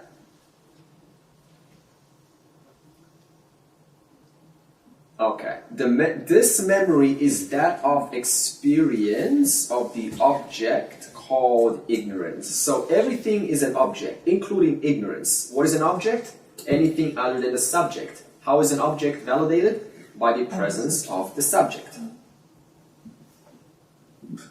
Now, thus, even in deep sleep, absence of knowledge is experienced. That's a universal experience for all of us.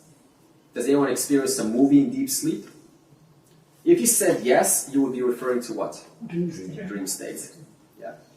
This experience of ignorance is illumined by consciousness. That means, well, consciousness is still pervading, it's still present, which is you. However, this person is in a form of unmanifest form in the deep sleep state. That means this person's mind is in the unmanifest form. Just like a seed of a tree, out of a small little seed grows a big, complex, beautiful tree. In the same way, if you reverse the process, then you have this complex tree go back into the seed. So, in the same way, during deep sleep, your treeness, your complexity, your personality recedes back to the universal Karana Sharia. Therefore, there is nothing to say about anything. In that case, that means during deep sleep, we are all one and the same. Because we all receded to the lap of Brahman. But nobody knows about it. Why? Tamaguna prevents us from having that knowledge. And also because the mind is absent, and without the mind you cannot experience anything, nor have a memory distinctly about it. This experience of ignorance of the deep sleep is illumined by consciousness. Okay, we said that. And that same consciousness illumines the experiences of the waking state, the dream state, and the absence of everything in the deep sleep state.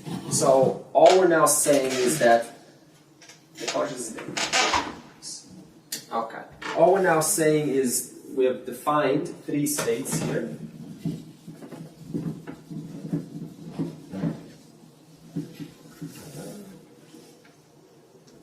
Nice little waking, dream, and deep sleep. And we all affirm we have 3 states. We all have waking right now, we all have dream, we all have deep sleep. And then we're able to constantly juggle and talk about all of the waking states that we had in the past, all of the dreams that we had in the present. Did you have more than one dream in your life? Yeah. Huh? Yeah. How many dreams did you have? Oh, billions. Billions, yeah, more. Right? Yes. If you want to count all your previous lifetimes, therefore billions. I don't think you had billions in this lifetime. Or how many times have you slept? Every day, every night. Yeah. And I'm not talking now about inference. Oh, I slept every day because I go to bed, and therefore I sleep. I'm talking about your knowledge of you sleeping. Right? Mm-hmm. So in other words, you have so many recollections of different kinds of waking states. So, for example, your name is, let's say, Radhika, and she was here in one waking state, and then Radhika was also here in another state, waking state, and she was also in another waking state. And so she recalls thousands of different waking states, thousands of different dream states, and hundreds of different deep sleep states. And then she's saying that recollection where? In the latest waking state. That's where she says that. That's how we say now. How many states did you experience? You're saying, where's your recollection happening? In the waking state. So therefore, the fact that you're saying it in the latest implies that you pervaded every single state. That's why you say, I had thousands of them. You see that? So therefore, you were available in every one of these states. No matter how many have happened, you're still on the basis of you being pervading all of them. On basis of that, you say, I had a lot of wakings, I had a lot of dreams, and I had a lot of deep sleeps. And this waking state is going to be another yesterday's waking state tomorrow. And then tomorrow we're going to have another latest waking state. But from that waking state, you're going to say, I was also there today. I also dreamt yesterday. I also had a deep sleep. Oh, this is dream, this is sleep. I also slept yesterday. So no matter how many times we go forward, we always have a new recollection of the added number of extra states. Therefore, we are always other than all of the states. Why? The logic is because I'm able to recollect all of them. If you were just located to this one, you will not be able to validate and talk to me about the other ones. You see that? Okay. The consciousness that is illumining the difference of the waking, dream, or deep sleep is one without a second. This is Advaitam. That's why we say there's a difference. I just told you. How many dreams did you have? A lot. Were they all different? Yeah. Huh? Yeah. Absolutely. Why? Because consciousness is illumining the differences. The unchanging substratum is illumining the differences of different words. Therefore, I'm able to tell different words, different states, different characteristics, different attributes of the still principle, the unmoving principle which is in and through all. Just like this wall is pervading the letter. You see that? So the entire wall is pervading every single letter here. Entire wall, what do we compare the wall to? Consciousness is pervading every single thought. Alright, now go back here. So, when somebody is liberated, deep sleep is not deep sleep anymore, is it? The ignorance. Yeah, there's still a Vyavaharika reality, so they're still also subject to the three states. So nothing really changes. You can't now say a jnani is transcended the states. Because even if you say that, you have got to explain, because then people will start taking that differently. 3 states just means I know I'm other than 3 states. That's it. I've ascertained that. I don't identify with any of the 3 states. Can't say now I'm beyond 3 states. In reality, you are beyond 3 states. The light is beyond the hand. The hand of the waking, the hand of the dreaming, the hand of the deep sleep. But to say these funny words is just confusing, so, or bring it back down to earth. Okay, so we have done number 5. I will now read. Sleep is experience of nothingness. Or say the word, experience is knowledge of nothingness. We'll use that word instead of experience. It is the absence of objects. We're not making this up. We're just basing it based on your own experience of deep sleep. There's nothing to say about it. Therefore, there's no objects. But even the absence of objects is an object known to the subject. That's why I say there's nothing. It is called Mula Vidya, or root ignorance. It is Ananda. Now it says experiential bliss. Why is it experiential? Nothing. There's no even identification of the body. Yeah, because it is still... Because it is Micca, not the bliss of yourself. It is the bliss of yourself, it's just that I don't know it during deep sleep. That's the unfortunate thing about sleep. It's the fullness of you. You're full during deep sleep, but I don't know that I'm full during deep sleep. Yeah. So when the tamaguna is removed, then one would know the fullness. If I just say one would know, that doesn't make sense now, because that's now dualistic language. There's only fullness. Fullness is upon the removal of tamaguna.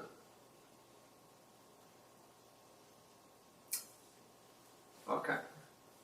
Now, it takes place in the apparent dream world. We're talking about deep sleep. It's now comparing the deep sleep to an apparent dream world, of course, a dream world of nothingness, created by Maya, or ignorance, that is the superimposed on awareness. Awareness is Atman, consciousness, Brahman.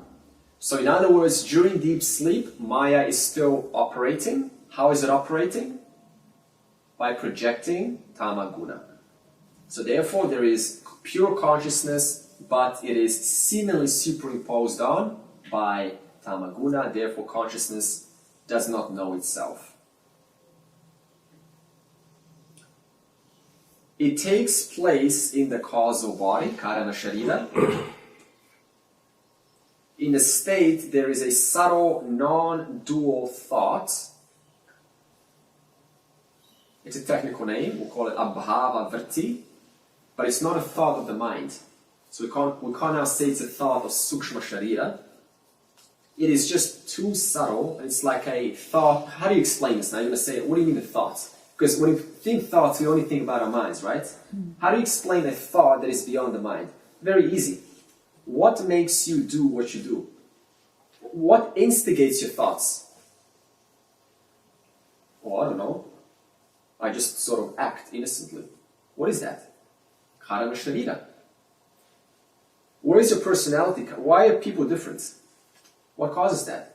Karana sharira. It is a thought, but it's so subtle that I cannot even quantify it, because if I quantify it, it belongs to what? Antakarana. Therefore, even karana sharira is a thought, and that thought is what's known when you wake up and you say nothingness. Because karana sharira is what? Pure potential. And what is there to say for potential? Nothing. Because it's a potential. Potential means there's nothing manifest. Therefore, there is only nothing. Understanding? So, Maya is superimposed on awareness. And this thought, abhava vritti, is what we say, or owning to abhava vritti, we get to say there was nothingness in deep sleep. Just nothing, blackness. Although it is always present, because the causal body, what is always present? Consciousness is always present. Because the causal body is always present, it is too subtle to recognize, as I just said. You cannot recognize your addictions or your habits because they're too subtle. They just sort of make me, they're the cause of the final effect being the way I think. If you have like a person here, what makes me greet them one way and makes you greet them another way? See, we greet them the way that we greet them, but what caused me to greet them the way that I did? That is called the causal body. It is so subtle I am unable to pick it up.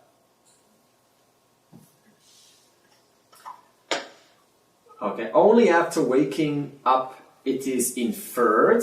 Yeah, deep sleep is inferred after waking up, amongst with the memory, this subtle thought memory.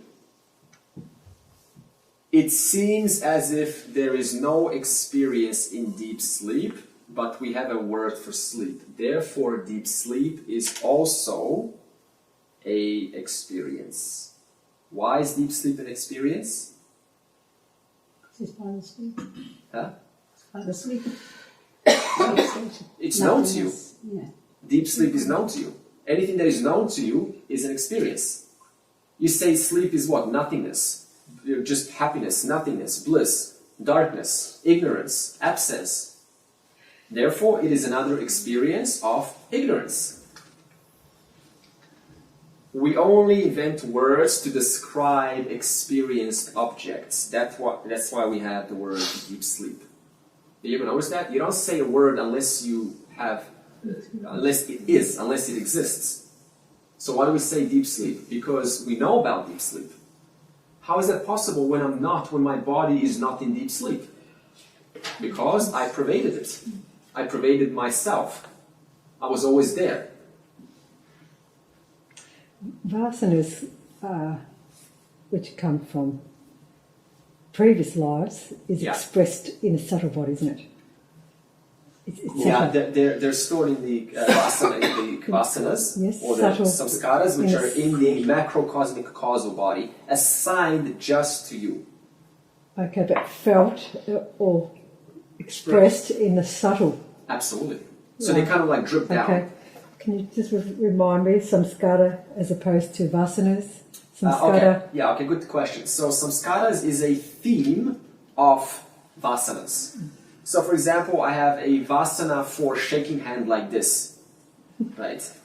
But what is a samskara for communicating? Samskara is a general way that I communicate. Not only do I shake hands, but I also speak slow with you. I speak fast. I wait for you to finish talking. So samskaras is like a collection of many habits. So that's why we use this word samskara in vasana sometimes.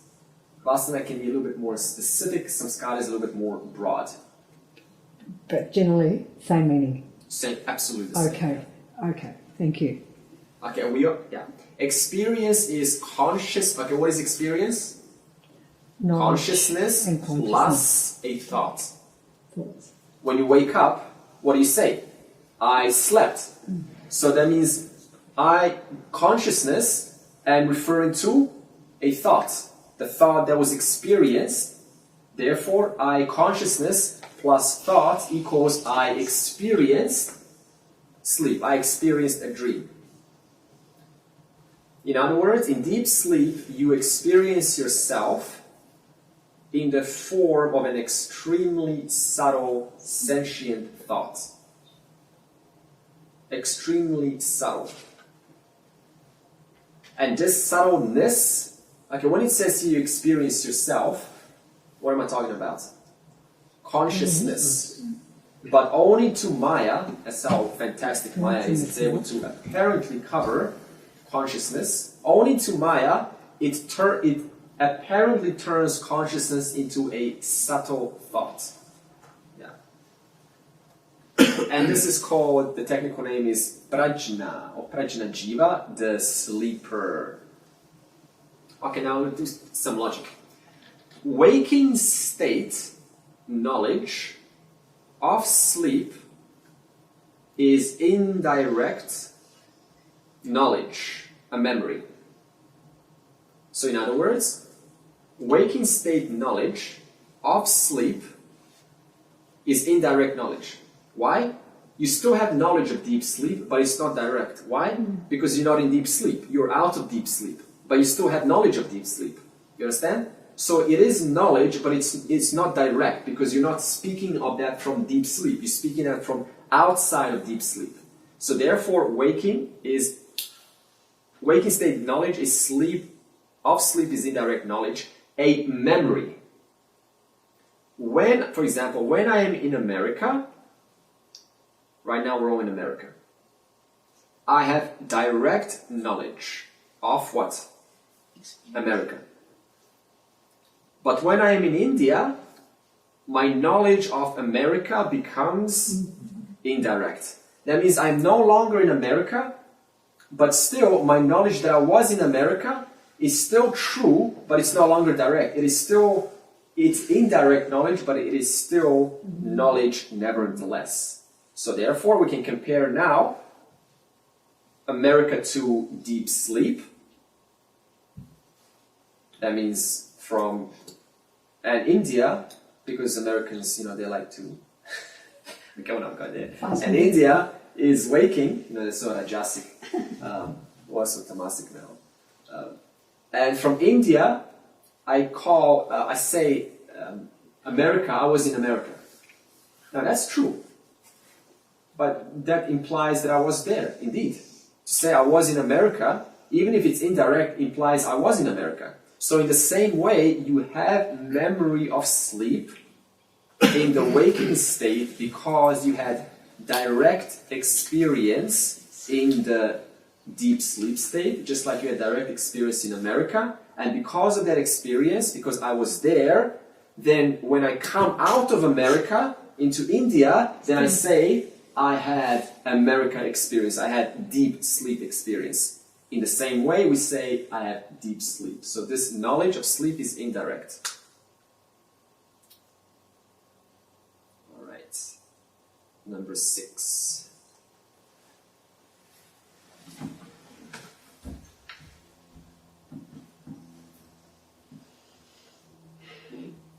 All right, verse 6. The knowledge of deep sleep is different from object, i.e. ignorance. Are you different from this pen? Yeah. You know that, right? Are you different from your deep sleep? Yeah, why? Yes, because you're because talking you about know. it as though it is just some memory. It is not you. You don't mix yourself up with the deep sleep. The knowledge of deep sleep is different from the object. That is the ignorance of deep sleep. But not from the consciousness. But is the same that illumined the dream experience. In this way, the consciousness is one in all the 3 planes. So is true for all time to come. Let's see what this is going to say. I'm going to read this one. Ignorance of objects is the object of awareness in deep sleep. Follow? I don't know anything in deep sleep. That I don't know anything, that's an object known to awareness. The awareness of the object in the waking and the dream states, that consciousness that pervades both of them, and the awareness of the lack of objects in deep sleep are all in the same. As I described to you, you know so many different experiences of all of your states that you experience. Therefore, you cannot be, by logical observation, any one of them, since they're all known to you. So this means today I go, oh, my life is over. Oh no, my life is over. But tomorrow, you're still well, you're still okay. How many times did you say my life is over? Out of these, probably a lot, right? But look where you are. You're still okay. You're still now okay talking about how your life was over, but obviously you're still right here, uncontaminated by those joyful or sorrowful experiences that have occurred. Therefore, you're uncontaminated by them. Your mind may be contaminated, may be influenced, but you're not. You means consciousness. So is that the same thing? So that is, it's not. I mean, like, you're okay, even if it's, you pass from one. Yeah. Sort of one. Constantly passing on. One body to another body, or whatever, or Yeah. not even passing to another body. Yeah. But just being there. But you won't know it. You wouldn't know it. No, you don't know not that moment of experience. But when you come out, you have subtle memories, like from the past life or whatever. Possibly. So you do Actually, know. they're doing some experiments now with children. A lot of And children are remembering amazing things. If you put them in the right environment and you ask them, maybe you do, but maybe they're not so. Yeah. And they will tell you I think there was a nice story of a kid who started drawing planes with fighters, F-16. Yes. You read this? The warplane, yeah. And Yeah, he was warplane. actually one of the... Yeah. And the parents warplane. sort of observed this at the beginning, but they started noting because all he drew was just planes crashing into the ocean. Oh, no. And they wanted to investigate this, so they saw like little letters on the plane, I believe. That's how they went to the army or to the right resources to ask them, who is this? Do you know about this? Because he even wrote the names, Yes, right, of the characters. And it said, yes, indeed, in the Japanese war, right, we had this person. Indeed, he died flying the plane, my. and it crashed into the ship, which is exactly how the kid was replicating it. So, and that's just one story. I mean, we got hundreds and hundreds Even of the these. one in India, the little child went and actually pointed the mother and the father and the wife who's already old, Yeah. and said that was my wife and that was my mom and dad in the previous Oh, wow. life. And Yeah. an exact village, he knew exactly. He was born in America or somewhere, and he was taken there, and he knew exactly where it was. Was it Carl Jung who started to investigate this reincarnation in 1890s, plus minus?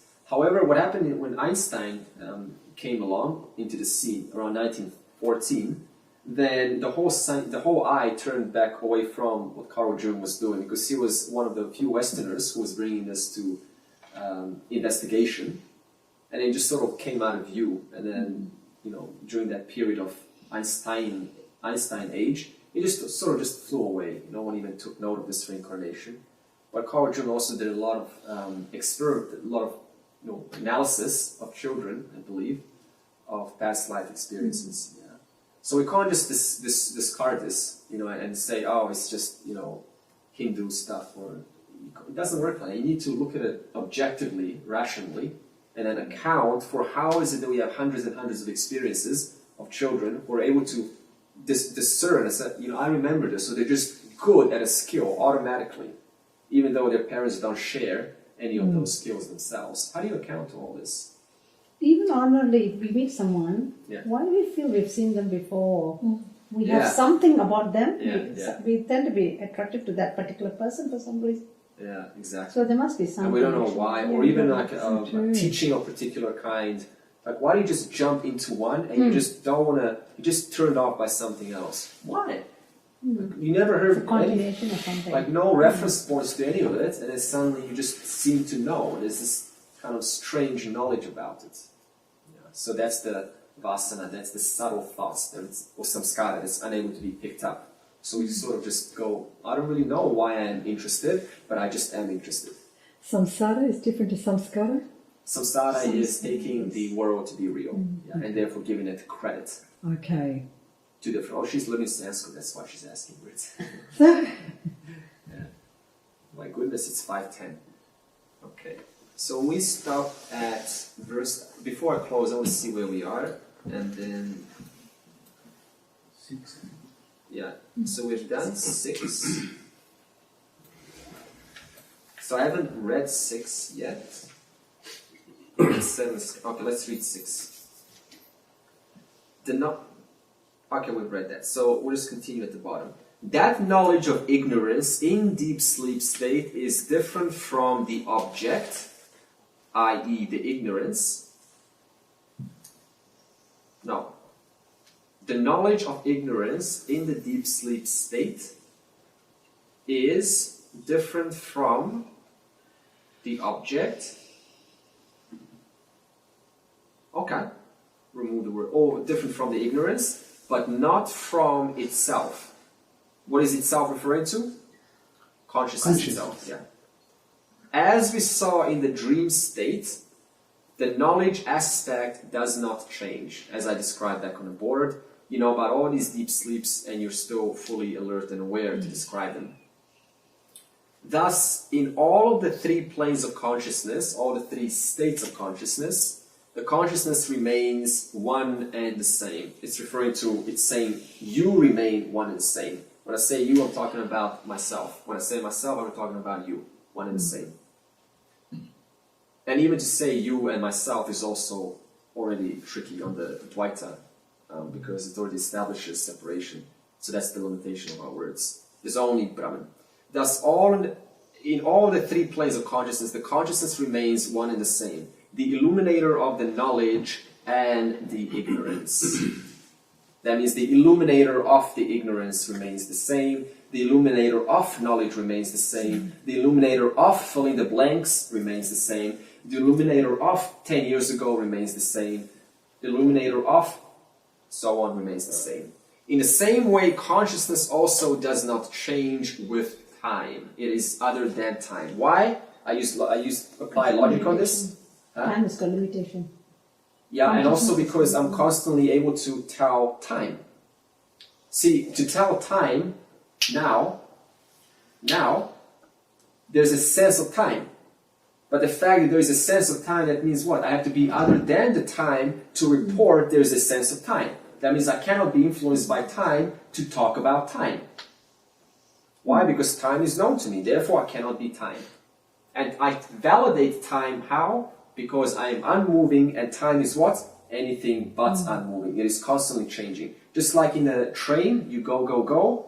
Owing to the static field, the environment, the unmoving environment, I can tell that I am moving. In the same way, I can tell that time is progressing, owing to the nature of myself, the nature of the total, which is none other than Brahman. In the same way, consciousness also does not change with time, the difference on account of place, time, or objects. That means it pervades all of them, therefore it reports all of them to be constantly differentiating themselves. Okay, and then next fortnight we will talk about the consciousness is changeless is further emphasized. How is it changeless? So we go deeper into the analysis. Okay, we do Purna. Om Purnamada Purnamidam Purnat Purnamudachyate Purnasya Purnamadaya Purnameva Vashishyate. Om Shanti Shanti Shanti.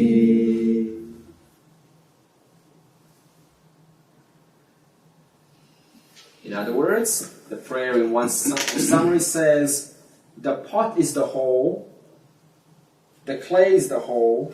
If you remove the pot, what remains? The clay. Therefore, there is only wholeness here.